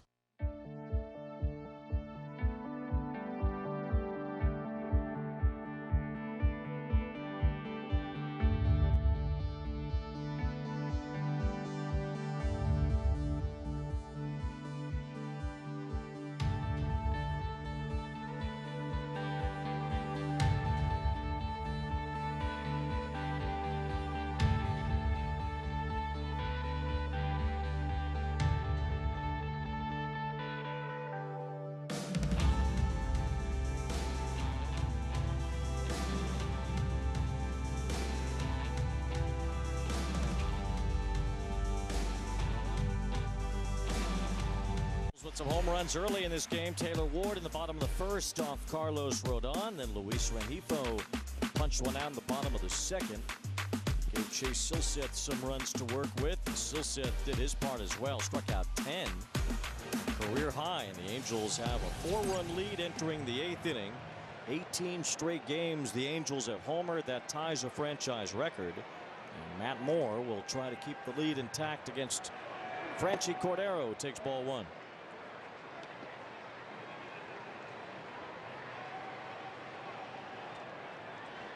him over that great changeup, curveball. Still a good velo on his fastball, 92-95. This ball hit to straightaway center field pretty well by Cordero, and Moniak's going to watch it go. It's a home run. Lefty-lefty as Franchi Cordero has 3 hits today. He takes out Matt Moore to start the top of the 8th inning. He's hit the baseball hard a couple of times today. The double off the wall, that was about 111 miles per hour exit velocity. This one at dead center.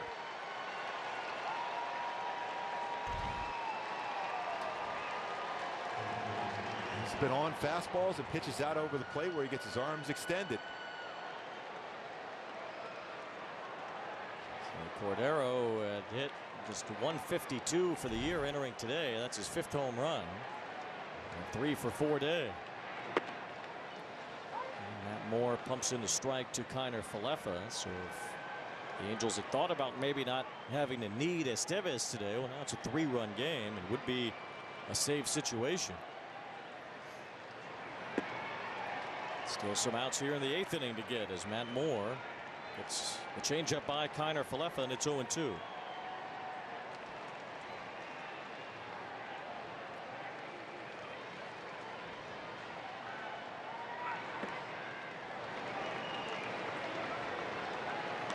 Got to be right on that right side of the infield and in the outfield position here. Kiner Falefa loves to hit the ball that other way. He's got 2 strikes. A ball and 2 strikes here.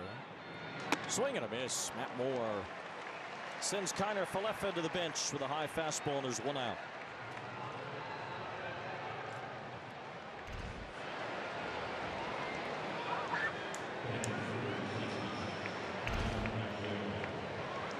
Brings up Higashioka. Matt Moore, before he went on the IL, had only allowed 2 home runs. He's given up a couple since returning. Punches in a strike to Higashioka. It's the number 9 batter behind him, Cabrera, who's a switch hitter. Angels led 6-0 after 3. They haven't scored since the 3rd. The Yankees have pecked away at that lead a little bit. Ball was close to the uniform. I imagine they would look at that one. Doesn't look like they're going to check. You can check that one. That was real close to his uniform. 1 ball, 1 strike. And there's strike 2 over the outer edge.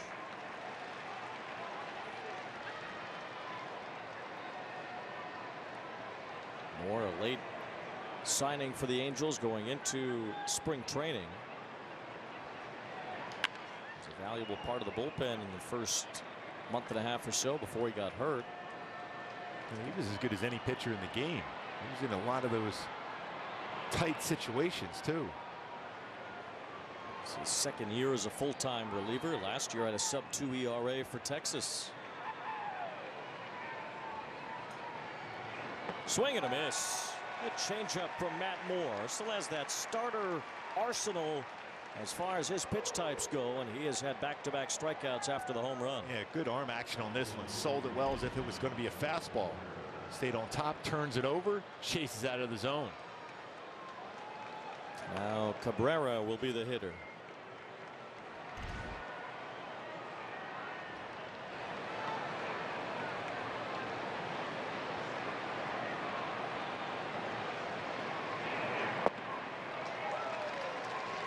Swing and a miss on the curveball. That was the bread and butter pitch for Moore last year when he moved to the bullpen. Former top prospect Matt Moore when he was in Tampa Bay's organization. He gets a strike in there to Cabrera. So after the Cordero home run, Moore with back-to-back strikeouts and now quickly ahead of Oswaldo Cabrera.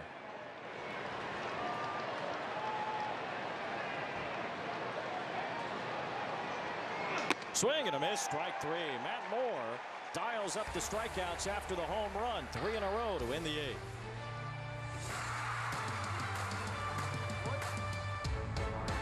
Got something to say about the game? I want to hear that. Don't just talk about it. Get caught up so we can talk about it on the show. Intentional talk about it. I think this is when opportunity arises. Join the conversation with Intentional Talk on MLB Network. We're watching. We're watching.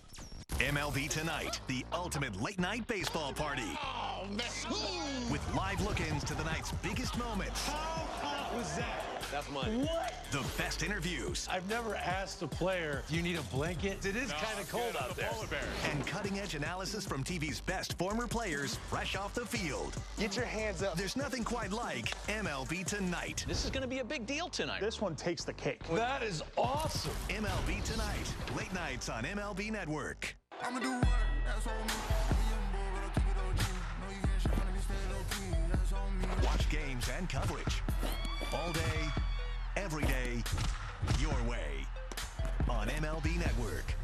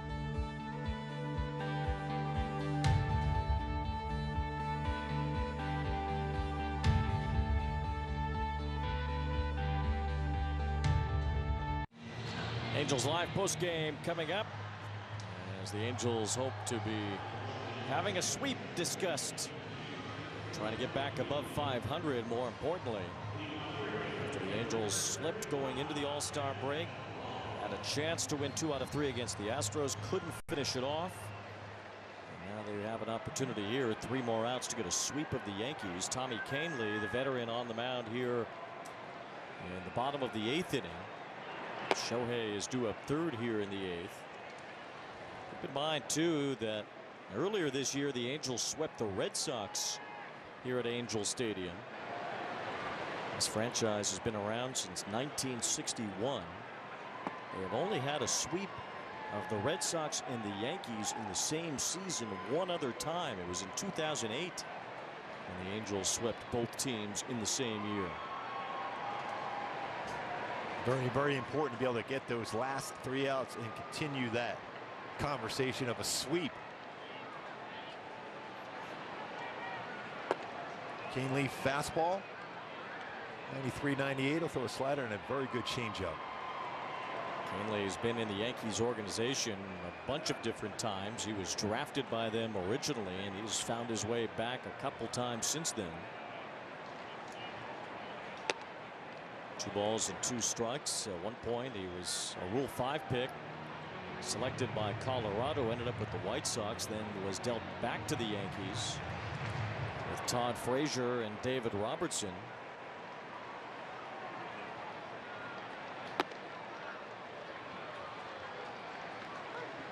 White Sox got some minor league players and none of them panned out.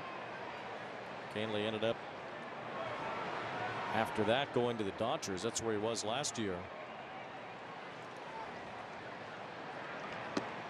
He walks Wallach, so the leadoff man on here in the bottom of the 8th. I wonder if he'd have a pinch runner. Suit up this season at MLBshop.com. Check out the largest selection of authentic caps, t-shirts, collectibles, and more. Gear up with your Angels at MLBshop.com. Angels won't run for Wallach with a 3-run lead. Keep him in to catch. Yeah, he's been really solid behind the plate today. Zach Neto, the batter, he's had a couple of hits. More good work defensively from Neto today as well.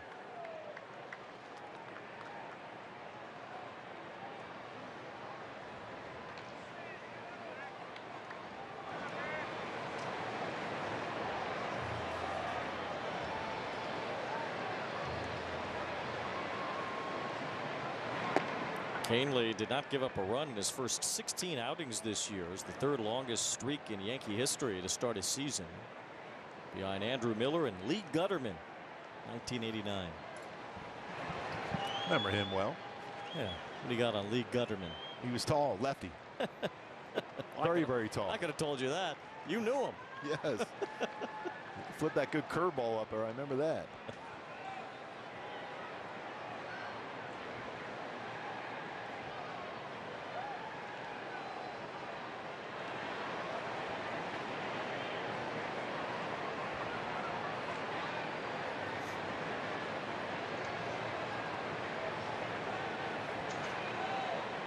He's lined some base hits with 2 strikes today.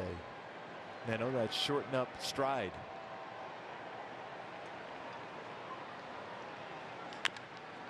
Soft bouncer to third. Yankees get the shore out at second as Wallach is forced out by Peraza. Now better speed at first base with Neto, as likely stay planted there right now to give Shohei a chance to swing the bat.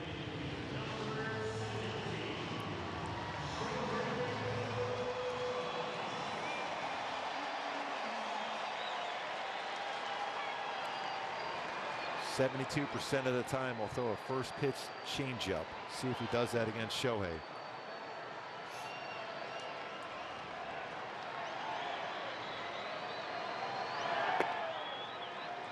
He did. He missed. 1 ball, no strikes. Canely was injured to start the year. It seems to be the case almost every year the last few seasons. Canely's had a hard time staying healthy.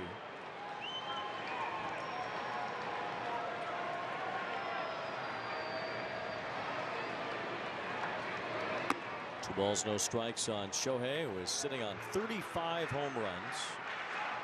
37 before August 1st, a couple of years ago, then cooled off over the last couple months of the season. Finished with 46, 1 shy of the Angel record.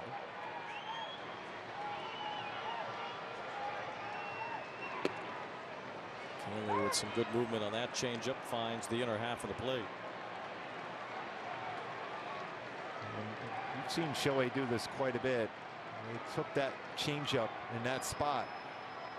And he got that exact same pitch and he crushed it.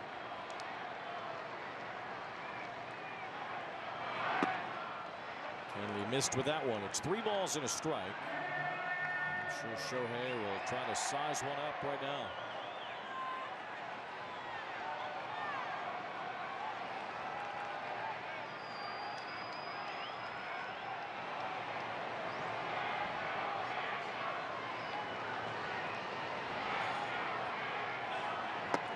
Just missed it. That one dove out of the zone. It's 3-2. Expanded the strike zone a little bit on that one after walking 3 times today.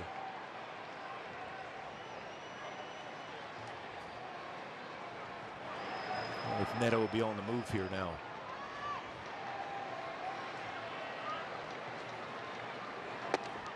All 4, so Shohei walks for the 4th time. Boring. You need to be able to, we saw in the first inning, after a walk, Taylor Ward hit a home run. You got to continue to put pressure on the opponent. If you're going to walk and add another base runner on there with Shohei Ohtani.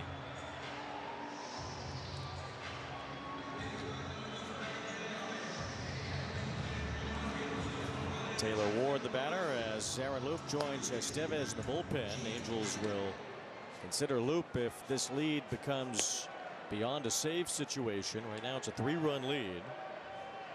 Taylor Ward, a 2-run homer to start the scoring today. The Angels trying to sweep this series. There's a strike from Tommy Canely.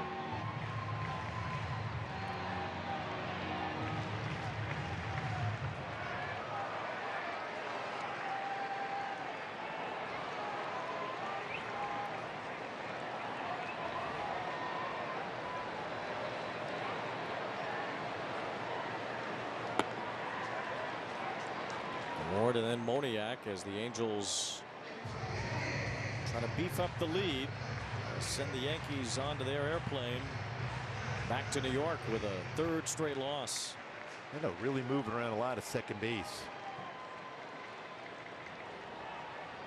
Shohei has walked 4 times for the 3rd time in his career.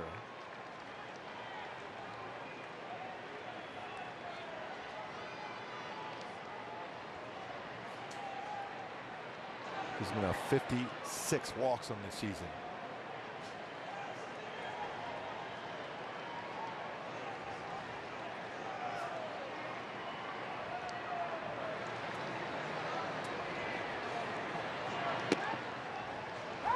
Catches the outside corner. So it's 2 balls, 2 strikes on Ward. And a lot of walks in this game from Yankee pitchers. They've walked 10. The first 4 from Carlos Rodón, they all came around to score. The Angels have not scored since the 3rd. The Yankees are hanging around a bit.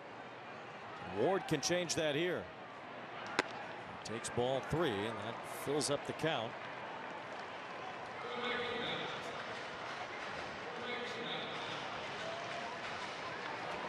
Again, 3-2 count. Great speed on the bases. 1 out.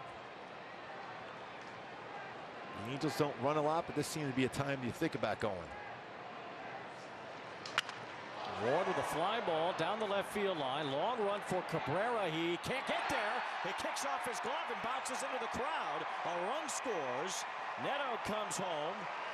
Shohei will go to 3rd, and Taylor Ward gets an RBI double down the left field line to make it 7-3. Thought maybe that was got a good chance of being caught. Instead, it comes an RBI double.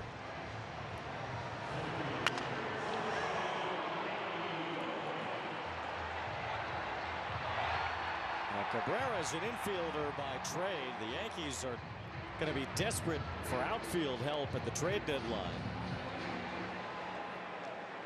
And once Judge comes back, they really still only have 2 outfielders, true outfielders. At the moment, Harrison Bader is their only true outfielder. Boy, you'll take that one right there. That's a big add-on run. Look at their outfield right now. You got an infielder in left, an infielder in center field, or even a catcher by trade, and you've got a DH in right field. That was only a 13% hit probability on that one. Looks like a line drive double, though. And Harrison Bader, who got hit in the back by a pitch, they called it a left posterior rib contusion that took him out of the game. As Bader got hit by a pitch earlier, and he's really the only true outfielder they have on their roster. So Cabrera unable to catch up to that ball that dunked in from Taylor Ward. With the Yankee infield in, the Angels can blow it open. Moniak gets a bouncer to second. Picked by Torres, he throws home. And Shohei slides into the tag of Higashioka. You see frustrated too for Mickey Moniak. He was trying to get something to hit in the air to get that job done. Contact play being on. Plenty of time to apply the tag. This lead stays 7-3. Very curious as to what Phil Nevin will do, considering that it won't be a save situation necessarily. Again, Lupin's the one up now. He was outstanding. Yeah, Lupin had a great 10th inning Monday. So he's up in the bullpen now that the lead is 4. Estevez has sat down.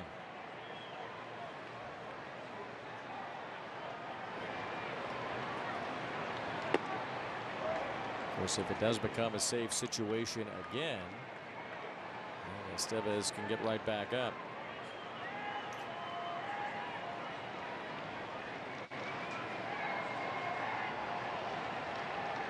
Eduardo Escobar at the plate.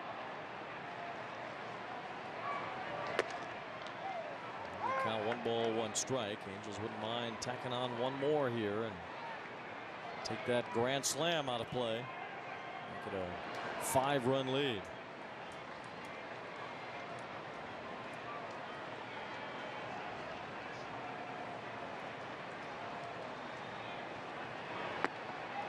Angels trying to sweep the series.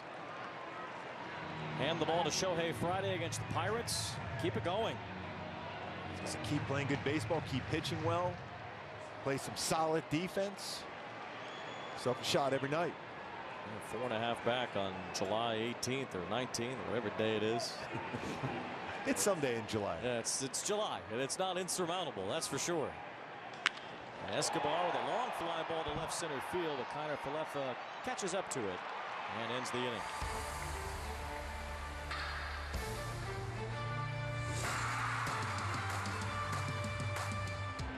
Listen to live blackout-free audio from every major league club. And Aaron Judge with some thump. Stream video of minor league games. That's a go-ahead grand slam. And watch the best baseball highlights and look-ins on MLB Big Inning. The all-new At Bat is your all-in-one live baseball subscription for only $3.99 per month. There's direction goes. Home run, Pete Alonso. Subscribe to At Bat within the MLB app today. Imagine an entire channel dedicated to taking you to the most exciting moments in baseball as they happen. And it's gone! With live look-ins to clutch at-bats. A walk-off slam! And players on the edge of making history. This could be it! 62!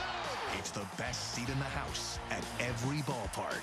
All commercial-free. Can you believe it? MLB Network Strike Zone. Wednesdays and Fridays, all season long. I'ma do work, that's on me. I be young boy, but I keep it OG. No, you can't shine on me, stay low key, that's on me. Watch games and coverage. All day, every day, your way. On MLB Network.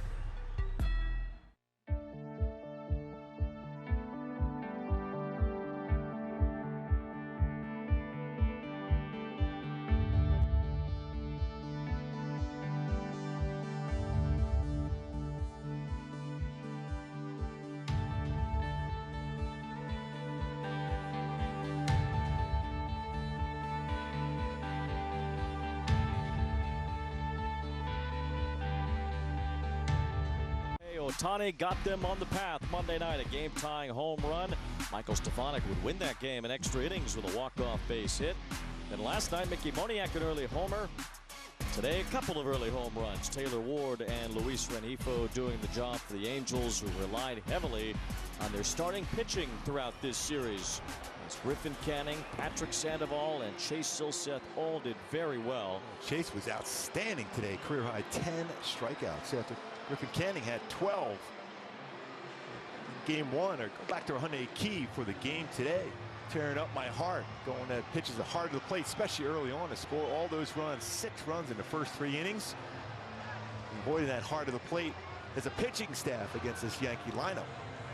So now the Angel pitchers, as Aaron Loup takes over to try to finish this game, have combined for 41 strikeouts in these 3 games against the Yankees. See, Matt Birch knew what he was talking about. Very prescient.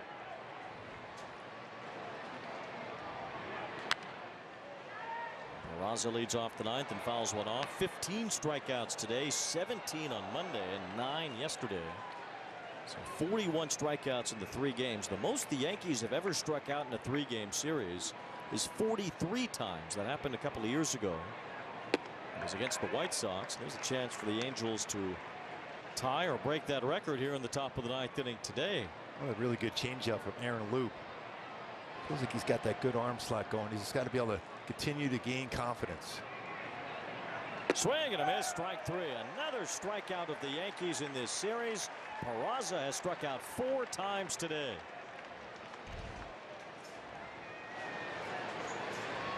Turn that one over, out in front, unable to make contact. 42 times the Yankees have struck out over these 3 games. 16 times today. Here's Gleyber Torres. He swings and misses. Well, Aaron Loup, with the exception of that Dodger game at Dodger Stadium, you go back to the end of May and he has been absolutely terrific.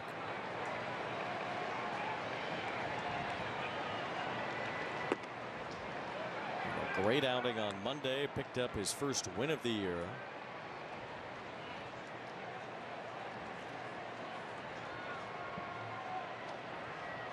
Shohei getting ready for the Pirates Friday night. Shohei did lots of walking in this game today. He got his steps. Don't worry, my dad upstairs is proud of him being a mailman. A lot of walking. Thank Aaron Boone. Bouncing ball to short. Zach Neto has that. 2 up, 2 down here in the top of the 9th. Chase Silseth, our Toyota player of the game, really couldn't have been better coming up from AAA to make this start. I'll tell you what, I love that depth of his slider here today. Fastball was still firm. Got it running up there between 92 and 97, but his slider, difference maker. 5 strikeouts in a row with that slider at the end with 10 punchies. Never had more than 6 in a major league game until today. 2 out here in the 9th as Giancarlo Stanton bats. Takes ball 1 from Loup. Estevez lightly throwing in the Angel bullpen in case he's called upon here. Day off tomorrow. Everybody can rest up for the weekend.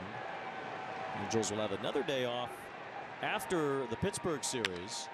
Here's a bouncer to Zach Neto. What a series for the Angels. Saying goodnight to the Yankees. It's a clean sweep of the Bronx Bombers. The Angels homered early. Chase Silseth struck out 10.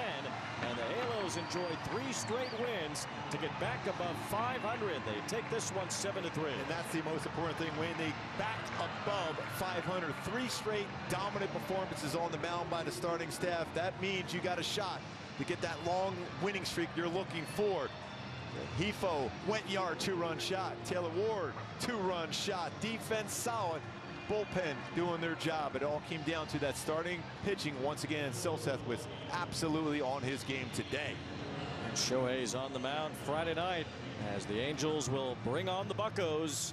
Try to keep this thing rolling. The Angels back above the 500 mark as they win here 7-3. Home runs early in this game got the offense started against Carlos Rodón.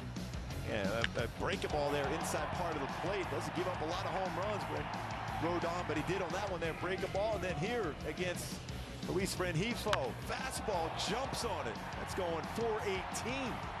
2 2-run home runs first 2 innings. The offense rolling in his whole homestand so far. Now the pitching staff is catching up. Angels above 500 for the first time in 2 weeks. Taylor Ward, a big part of it today with his first inning homer, and he's standing by with Erica Weston. Guys, thanks very much. Taylor, you get the scoring started today with the 2-run shot in the first inning. This has been a good homestand for you series as well, but how good did it feel to put some runs up on the board early once again to allow the starters to settle in? Yeah, you know, it's good to get off to an early lead like that, and yeah, you know, just want to keep pushing from there and keep it rolling. So yeah, it was good to see what we did on both sides of the ball today. Yeah, it certainly was. Speaking of rolling, the rotation has been your 3 starters this series sweep have been so good. Silseth today as well, 10 strikeouts. What was it like seeing him go to work today? Oh, it was fun to play behind him today. His tempo, just everything was working for him. It was good to see, and yeah, I mean, he was nasty, 10 Ks, so it's awesome. I love that. He was nasty indeed. A series sweep, those are so hard to do, but you guys have the day off tomorrow. How do you carry the momentum from this sweep into the weekend? Yeah, I mean, we just gotta, you know, tomorrow just relax a little bit, but, you know, don't lose the focus. I think that's the biggest thing for us. Just keep the, you know, foot on the pedal and see where we go. Love it. Thanks for the time. Nice job today. Thank you. All right, guys. Now the Angels get 3 important victories. This couldn't have come at a better time for the Angels. They get back above 500. They sweep the New York Yankees, one of the teams they're trying to catch in the wild card race. And they got it done today behind Chase Silseth and company. Silseth struck out 10. The Angels had some early offense, scoring 6 runs in the first 3 innings, and they sweep the Yankees at Angel Stadium. For Mark Gomezon, Erica Weston, our entire crew, I'm Wayne Randazzo. The Halo will shine brightly tonight. Angels Live postgame is next after a sweep